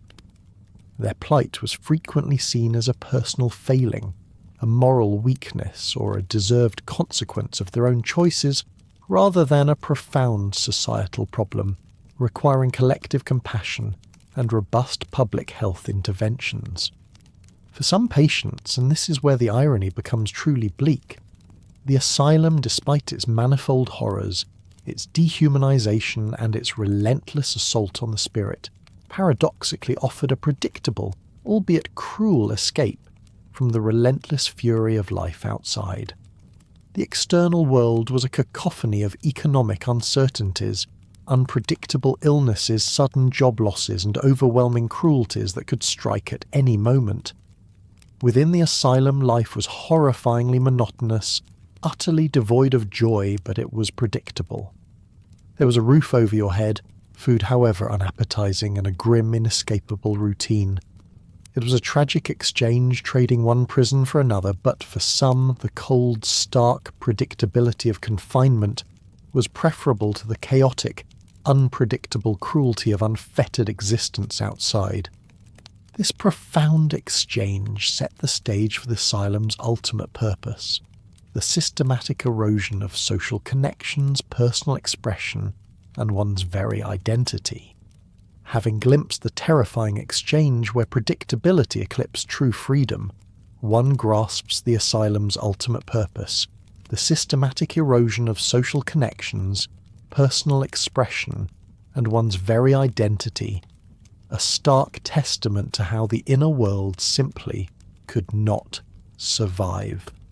Imagine the profound silence that pervaded your existence within those walls, a silence not born of peace, but of fear. Here expressing an opinion, asking a simple question, or even speaking a little too loudly, was immediately and dangerously interpreted as a symptom of your madness, a form of non-compliance that could carry severe repercussions. Your words, once a powerful tool for connection, assertion and self-definition, now became liabilities. Any deviation from the expected quietude or passive agreement could lead to swift and unwelcome consequences, immediate physical restraints, an increased dose of sedatives to enforce silence, or perhaps most damningly, a chilling note meticulously added to your patient file, further solidifying your diagnosis and extending your confinement indefinitely. You were constantly walking a perilous tightrope, knowing that every utterance, every flicker of independent thought could be twisted and used against you. Patients you see had absolutely no standing whatsoever in conversations with staff. The power hierarchy was absolute, rigid, and brutally enforced, and your voice, regardless of the truth or urgency of your words, carried no weight. Any desperate attempt to explain yourself, to protest an injustice, to articulate a coherent thought, or to seek clarification for a bewildering arbitrary rule, was immediately dismissed, ignored, or worse, still recategorized as a delusion. If you tried to rationally argue for your sanity, to present logical reasoning for your release, you were merely in the asylum's perverse logic, providing further undeniable proof of your irrationality. Your desperate pleas were heard, not as cries for help or sincere assertions of truth, but as confirmation of your diagnosis, serving only to reinforce the system's preordained narrative rather than challenging it. It was a maddening circular logic designed to utterly disempower, to render your very thoughts and feelings invalid within the confines of those inescapable walls, stripping you of your voice and your inherent right to self-determination. The peril extended far beyond just what you said. It encompassed the very tone of your voice, your inflections, your pauses, and even your profound silence. Every vocalization or lack thereof was meticulously scrutinized and interpreted through the pre-assigned lens of your diagnosis. If you talked too much, you were obsessive or agitated or manic. If you spoke too little, you were disengaged, sullen or catatonic. Being too loud was undoubtedly a sign of agitation, while even a profound, quiet stillness could be labelled depressed or unresponsive, indicating a worrying lack of progress.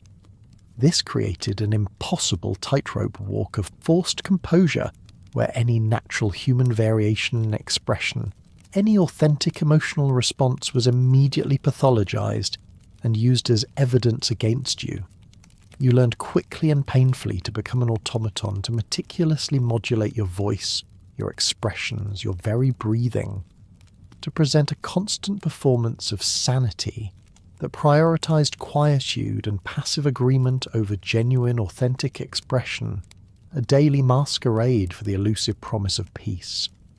In such a stifling, fear-ridden environment, patients quickly learned to communicate through subtle compliance, a quick, almost imperceptible nod, eyes cast meekly downwards, quiet, shuffling footsteps that barely disturbed the echoing stone floors. This was not genuine agreement or contentment, but a daily masquerade for peace, a performance of docility that prioritized minimizing punishment and avoiding attention over asserting any semblance of self. You quickly internalize the unwritten rules of survival. Keep your eyes downcast, speak only when spoken to. Never contradict an attendant, perform your tasks without complaint. This created a silent internal textbook of compliance, a a grim guide to navigating the perilous landscape of daily institutional life where every choice was weighed against the potential for retribution, transforming natural human instincts into a calculated, almost mechanical performance of docility.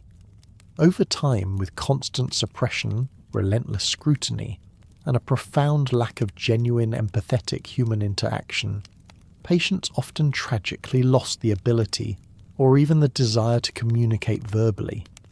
Why speak when your words were always twisted against you, misunderstood, or simply ignored? They relied instead on instinct, on nonverbal cues, on subtle gestures to navigate their claustrophobic world, their once vibrant voices fading into disuse, their internal thoughts, becoming solitary, unshared burdens trapped within their own minds. The sounds of other patients, raw and unfiltered, became a constant disorienting backdrop, a grim soundscape that blurred the meaning of human emotion and underscored the collective despair. Imagine the piercing screams that might erupt unexpectedly from a distant ward, the muffled sobs that seeped from behind closed doors, the tuneless, mournful humming that echoed eerily through the corridors, or the unsettling, inappropriate laughter that jarred against the pervasive gloom. These were the sounds of collective suffering distorted and amplified by the cold, echoing architecture, blurring the line between external distress and one's own internal turmoil. You were constantly surrounded by brokenness, and it was relentlessly mirrored back at you, erasing your individual suffering into a collective chorus of despair. Staff actively discouraged any attachments or friendships between patients, viewing them not as sources of comfort or healing, but as distractions, potential risks for plotting defiance, or simply as avenues for emotional contamination. This policy fostered an environment of shared yet profound isolation, where genuine human connection was brutally suppressed.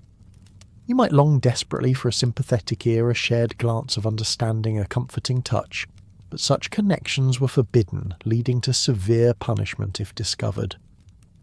This left individuals profoundly alone amidst a crowd, each confined within their own suffering, unable to find solace or solidarity.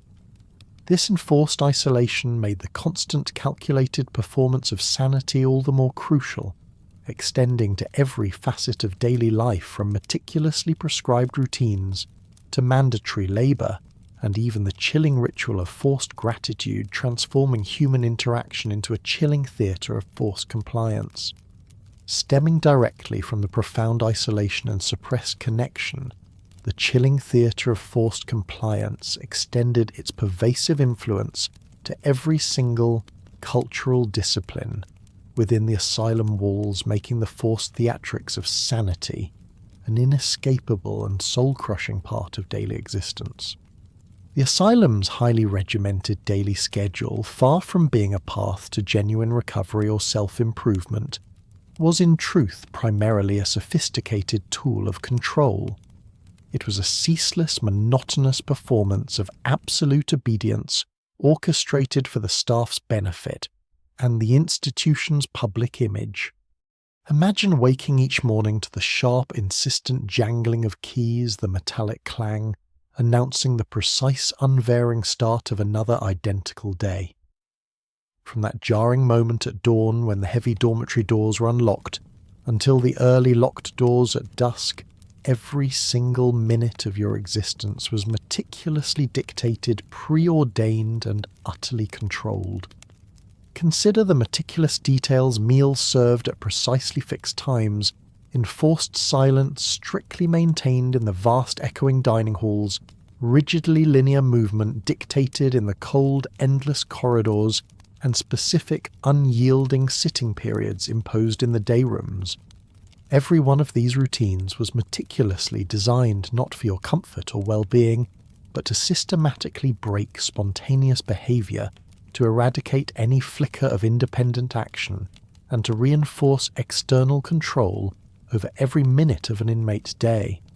It was a system designed to strip away your personal rhythm, your natural inclinations, and your very sense of self, replacing them with institutional predictability.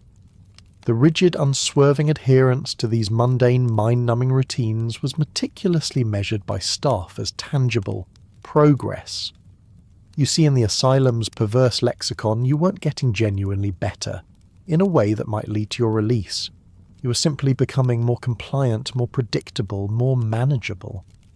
This twisted definition of progress transformed inherent human rhythms like eating when hungry or moving when restless into a public display of docility, a constant weary performance for continuous staff observation and notation. Any deviation, however, slight a fractional change in your pace, a lingering glance at a window, or a momentary hesitation before an instruction was immediately noted as a dangerous symptom of your underlying illness, a sign of continued insanity. This compelled patients to perform predictable automaton-like behaviours, lest they risk further punishment, increased sedation, or an extended indefinite confinement. You quickly learned that the safest, most survivable course of action was to become as invisible, as quiet, and as utterly predictable as humanly possible, even if it meant extinguishing your inner light. The very predictability of this relentless daily grind, while paradoxically offering a grim sense of security from the chaos that might have consumed your life outside, before commitment was in itself an insidious form of discipline. It lulled the mind into a state of passive, almost catatonic acceptance, where questioning the routine or even contemplating resistance became almost unthinkable, too exhausting. You were subtly yet powerfully encouraged to surrender your internal clock, your individual desires, your very sense of personal agency to the asylum's unyielding external demands.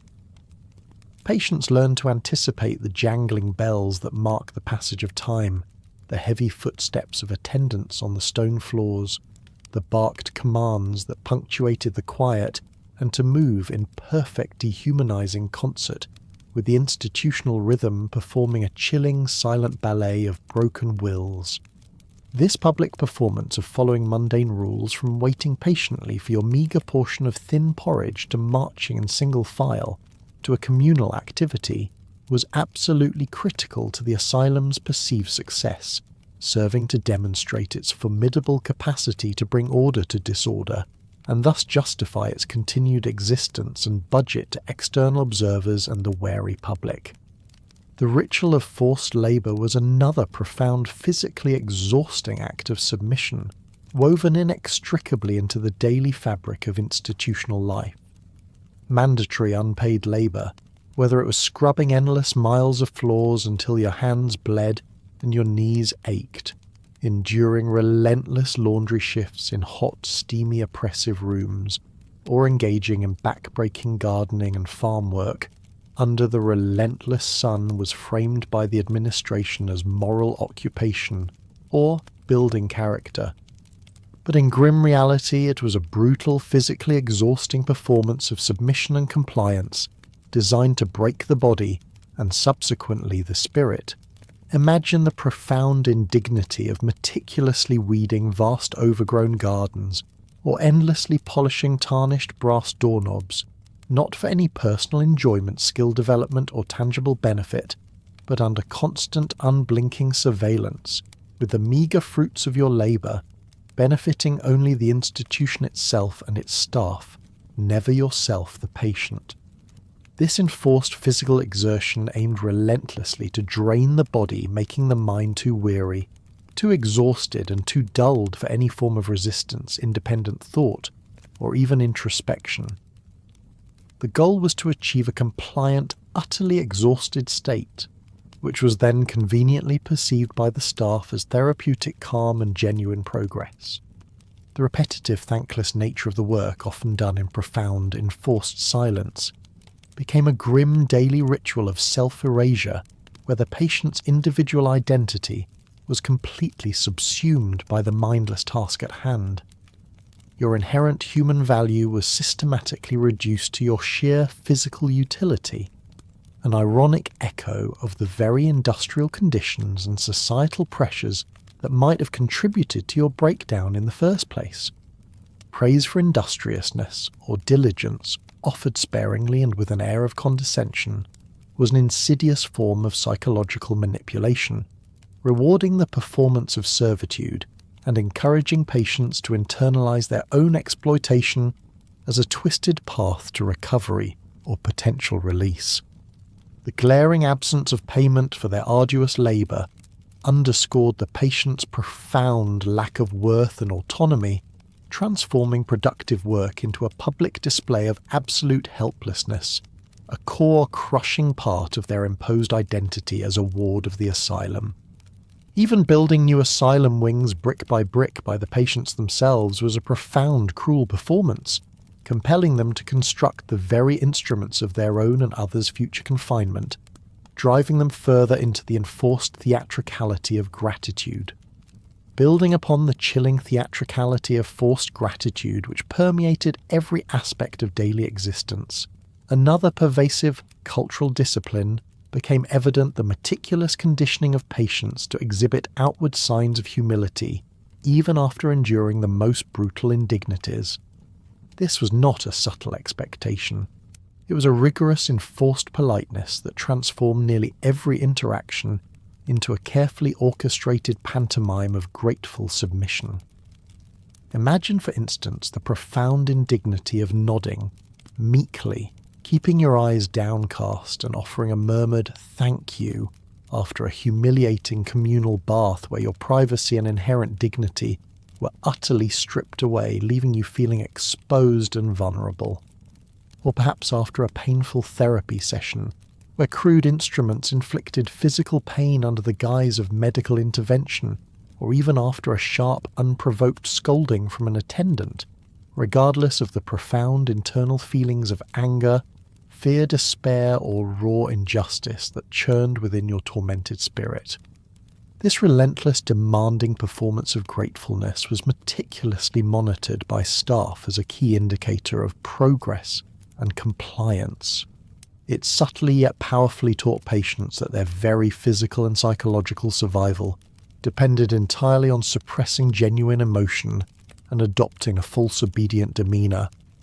You quickly learned that to show defiance or even a flicker of natural human resentment was to invite immediate retribution, ranging from increased restraints to prolonged isolation and ultimately extended confinement. This masked politeness became a desperate internal bargain struck between your tormented inner self and the relentless, unforgiving demands of the institution. Any deviation from this expected display of humility, however small, a spontaneous flinch of pain, a subtle frown of displeasure, or a moment of direct defiant gaze could be immediately documented as resistance or non-compliance, leading to harsher repercussions or an indefinite extension of your stay. The smallest deviation could carry the heaviest cost. The forced smiles and softly spoken, almost whispered words, perhaps meticulously practiced in front of any reflective surface accessible, represented the profound internal struggle to become someone else's version of sane. It was a deeply unsettling and soul-crushing theatrical act, a betrayal of your authentic self for the bare sake of survival.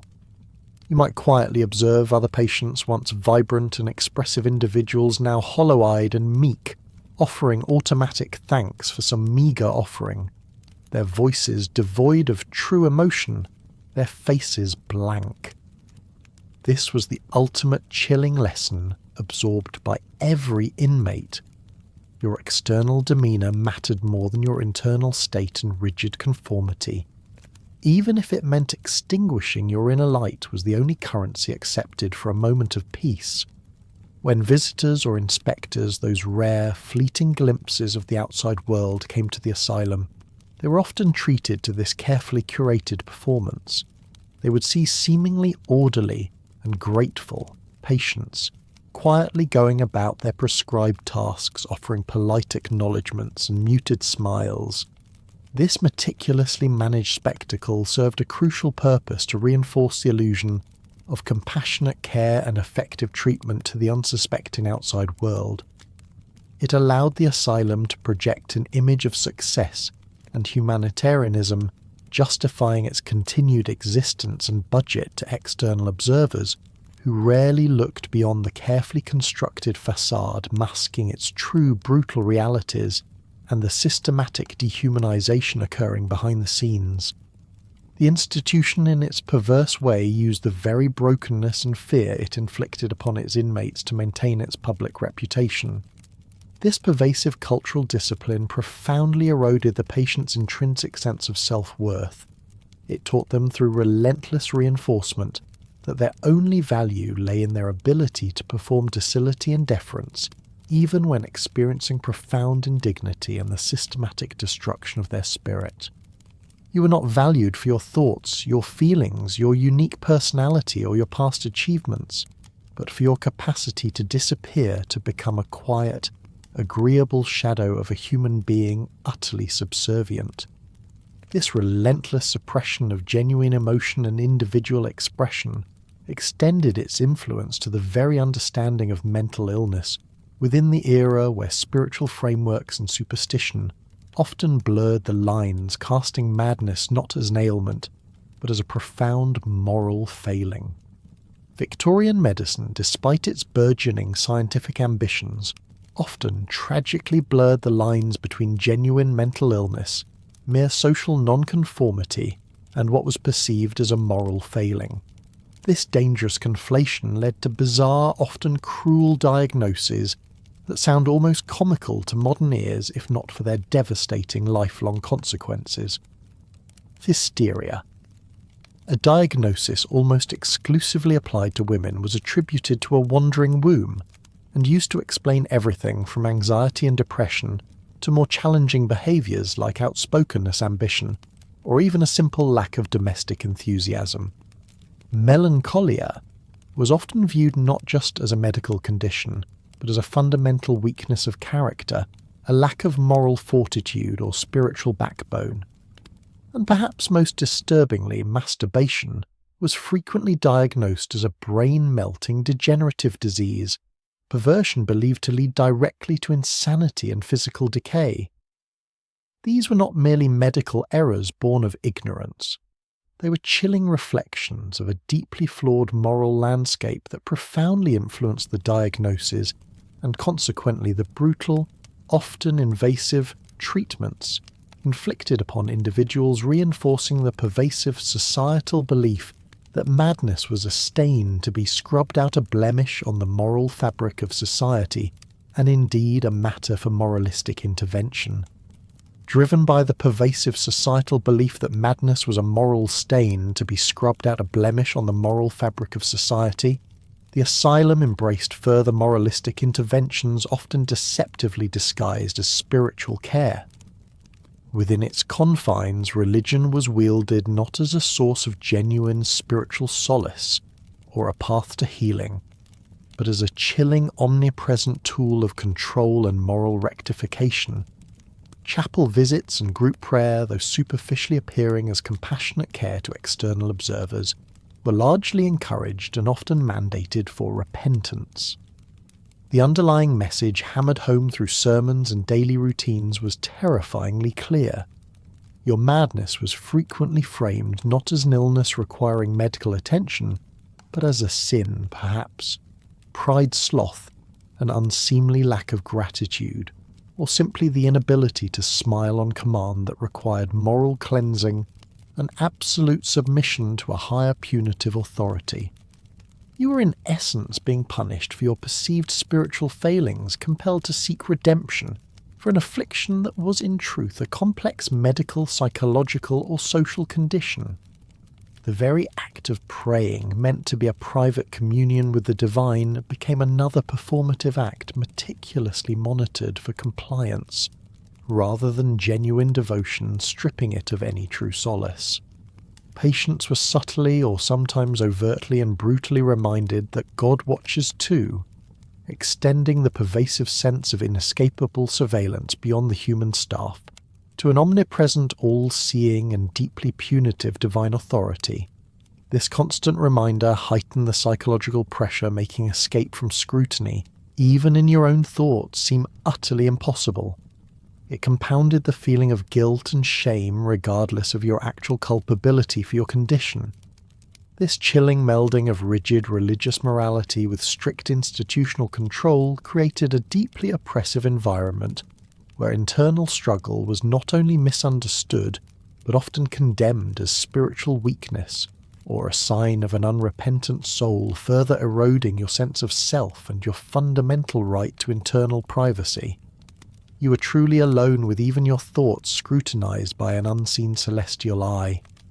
The treatments themselves often bordered on sheer superstition, reflecting a desperate unscientific belief system, desperately disguised as cutting-edge medicine.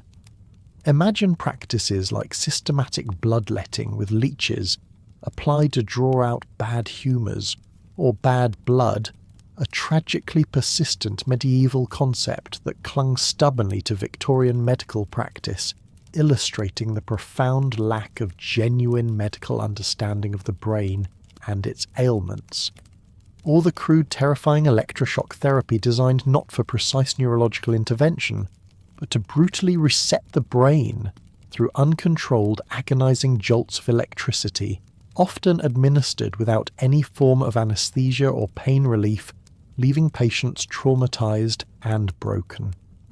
Then there were the blistering agents, harsh chemicals applied to the skin to cause painful weeping sores, ostensibly to draw out toxins or humours from the body, a deeply uncomfortable and often debilitating process.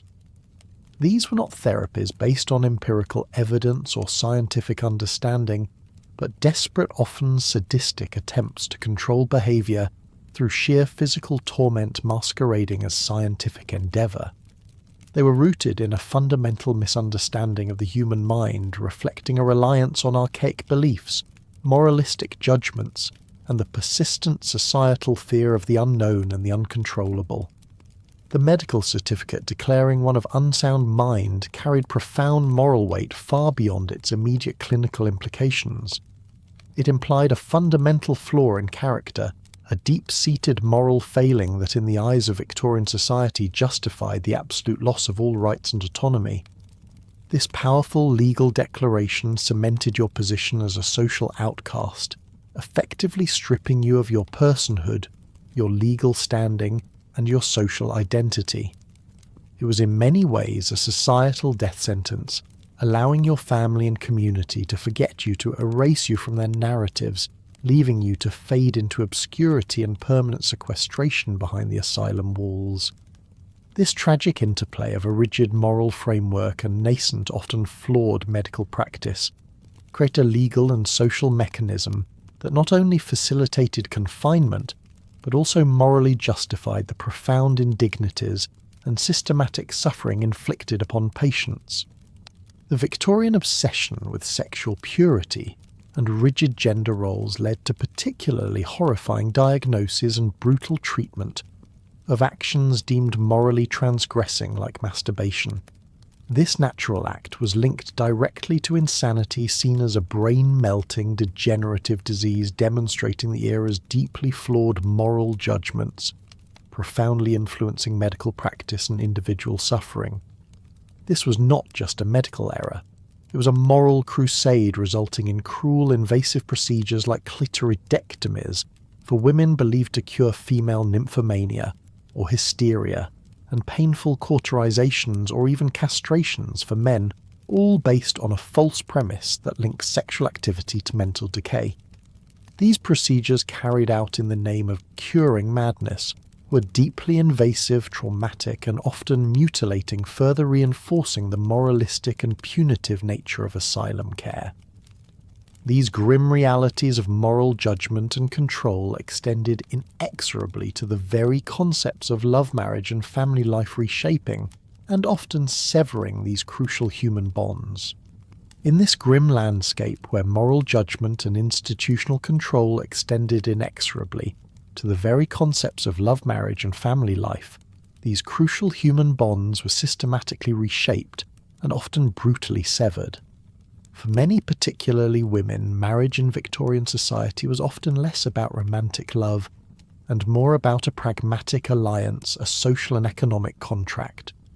Consequently, the failure to conform to rigid marital expectations such as refusing to marry a chosen suitor, speaking too freely to a husband displaying unfeminine independence, or exhibiting any form of independent will that challenged male authority could be direct and swift grounds for commitment.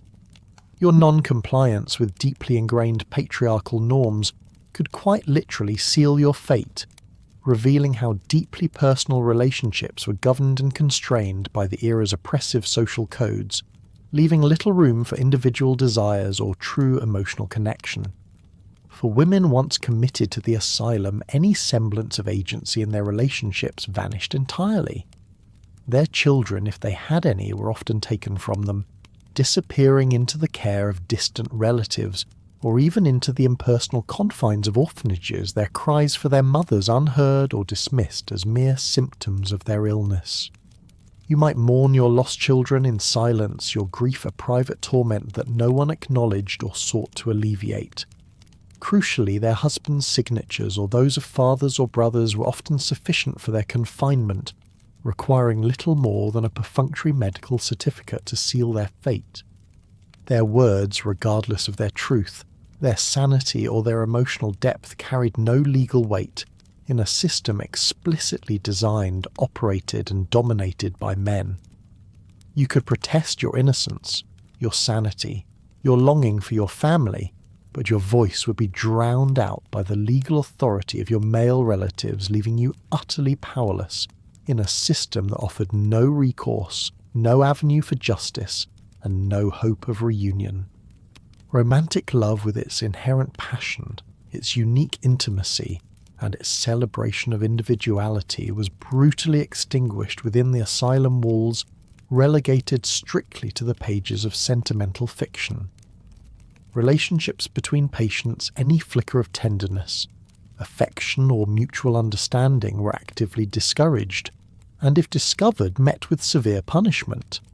Staff viewed such connections not as sources of comfort or potential healing, but as dangerous distractions, potential avenues for plotting defiance, or simply as further evidence of unsuitable or abnormal behaviour.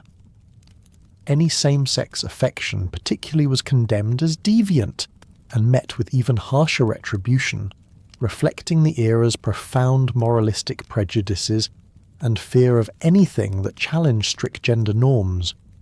This systematic suppression of all tender human connection of any genuine emotional bond ensured that individuals remained profoundly isolated, utterly alone amidst a crowd of similarly suffering souls, their hearts starved of companionship, their innate human need for intimacy brutally denied.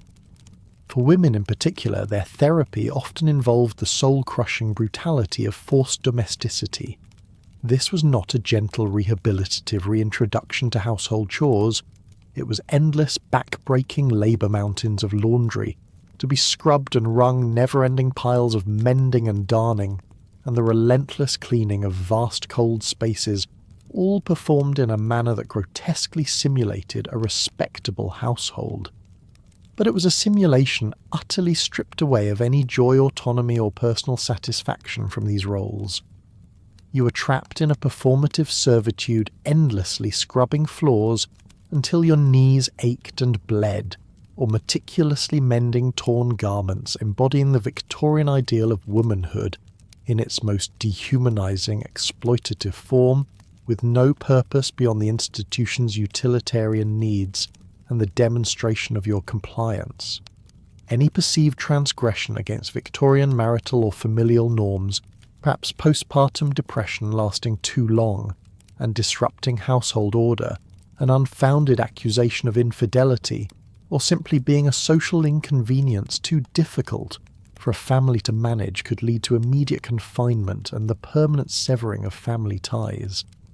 The institution provided a convenient, discreet and legally sanctioned solution for families seeking to rid themselves of problematic members, with the patient bearing the full, devastating consequences of social abandonment. Once inside, you were largely forgotten by the outside world, your previous life, a distant memory for those who'd removed you. While the complexities of concubinage or other unsanctioned relationships from the outside world were by their very nature completely irrelevant within the asylum walls. The complete lack of private spaces and constant inescapable surveillance rendered any spontaneous expressions of intimacy utterly impossible. You lived under constant observation, your every move and gesture subject to scrutiny. Even in the asylum gardens, if you were permitted outdoors, trees were strategically spaced not for aesthetic beauty, but for unimpeded surveillance, ensuring that every minute movement or fleeting expression could lead to a damning note in your file. There was literally nowhere to hide, no secluded corner for quiet intimacy, no moment for a shared whisper, making the very idea of a personal, unsanctioned relationship a cruel, unattainable fantasy. Family visits, if they occurred at all, were carefully supervised and rigidly controlled by staff serving more as assessments of the patient's progress, i.e. their compliance, quietness and apparent docility, than genuine opportunities for familial connection or emotional support. These were not true reunions, but tense performances where the patient had to meticulously prove their manageability to earn even the briefest, most constrained interaction with a loved one. The true depth of their suffering or their longing remained unspoken, hidden behind a mask of forced composure.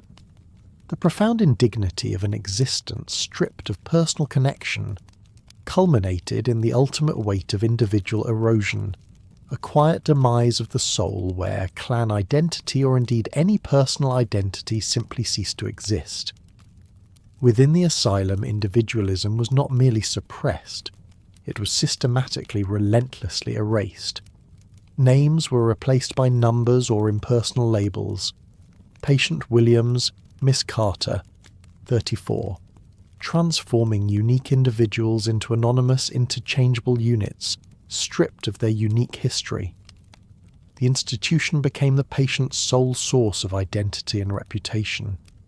You were no longer defined by your past achievements, your family name, your unique talents, or your complex relationships, but solely by your current diagnosis and your level of compliance within the institutional walls. You were reduced to a condition on legs, a clinical problem to be managed rather than a human being to be understood, to be known. The prolonged, often indefinite confinement, particularly for paupers and non-compliant patients, had a severe generational impact. Individuals simply disappeared from society, their stories ending abruptly, preventing them from contributing to their lineage, raising families, or passing on their experiences and wisdom to future generations. The very act of being committed irrespective of actual madness was a profound societal scandal for the individual and their family, a moral stain that marked them as permanently unfit and unmentionable secret that ensured their lasting sequestration. The ultimate progress within these walls was achieving a state of profound self-erosion, where patients adopted numbness, forgot their own memories, their names, their opinions, and even their ability to feel as a desperate means of psychological survival in an unbearable environment. The constant presence of other similarly suffering individuals whose own identities were equally eroded created a community of shared paradoxical isolation, where individual distinctions blurred into a collective experience of fading and silent despair. The medical ledger reduced individuals to a condition on legs, every twitch and utterance filtered through a pre-assigned diagnosis, stripping away personhood and transforming human beings into clinical problems to be managed rather than understood. This profound, irreversible loss of self, this fading into quiet obedience, became the asylum's most chilling legacy, a testament to how one could survive physically yet utterly cease to be. Ultimately, the Victorian Asylum did not merely contain bodies, it systematically dismantled souls, leaving behind individuals who, though physically present, had learned to survive by fading into a quiet, obedient absence. They were forever marked by the indelible experience of profound loss, carrying within them the silent, unutterable knowledge that their former selves could not, and indeed did not, survive the suffocating, insidious embrace of the institution. This wasn't a sudden, dramatic death, but a slow, agonizing dissolution, a gradual erasing of who you were until only a compliant shell remained capable of following orders but bereft of a true inner life. As we draw this rather sombre yet deeply important exploration to a gentle close, allow your thoughts to softly drift away from those cold, echoing corridors and the haunting whispers of forgotten names. Let the harsh realities of a bygone era recede, melting slowly into the comfortable distance of history, becoming faint echoes rather than piercing shouts. We have peered into a world where the very act of existing outside prescribed norms could lead to unimaginable confinement, where the promise of healing was often a cruel disguise for systemic control, and where the human spirit was tested to its absolute breaking point, and often beyond. Now, as you settle deeper into your own space, perhaps in the quiet comfort of your home, allow yourself to truly feel the profound contrast. Think of the warmth that surrounds you, the quietude of your immediate surroundings, a peace that is your own to command. Consider, too, the immense freedom you possess to simply exist unjudged and unscrutinized, to express your thoughts, to choose your path, to simply be yourself. Contrast that deeply with the stark, relentless control experienced within those asylum walls, the chilling silence of enforced meals, the watchful eyes of attendants, the coarse garments, the absence of choice. And in that contrast, perhaps find a quiet, unexpected appreciation for the small, often unnoticed liberties of your present moment, those fundamental dignities that were so brutally denied to so many. The journey through the past, particularly through such difficult chapters, can be a profound one. It serves as a gentle yet powerful reminder of how far we as a society have conceptually come in understanding mental health, even as we acknowledge the enduring challenges. It reminds us how precious the comforts and freedoms of today truly are not as entitlements, but as privileges hard won through the struggles of those who came before. As the sounds of the day begin to quiet around you, and the evening truly settles in, let any lingering thoughts of the past gently dissipate like mist dissolving into the quiet air. Allow your mind to settle, finding calm in the steady rhythm of your own breath, a reminder of your own presence, your own agency in this very moment. The stories are told, the history explored, and now it is time for quietude, for rest, for peace. Close your eyes, let your body relax fully, and surrender to the soothing embrace of the night.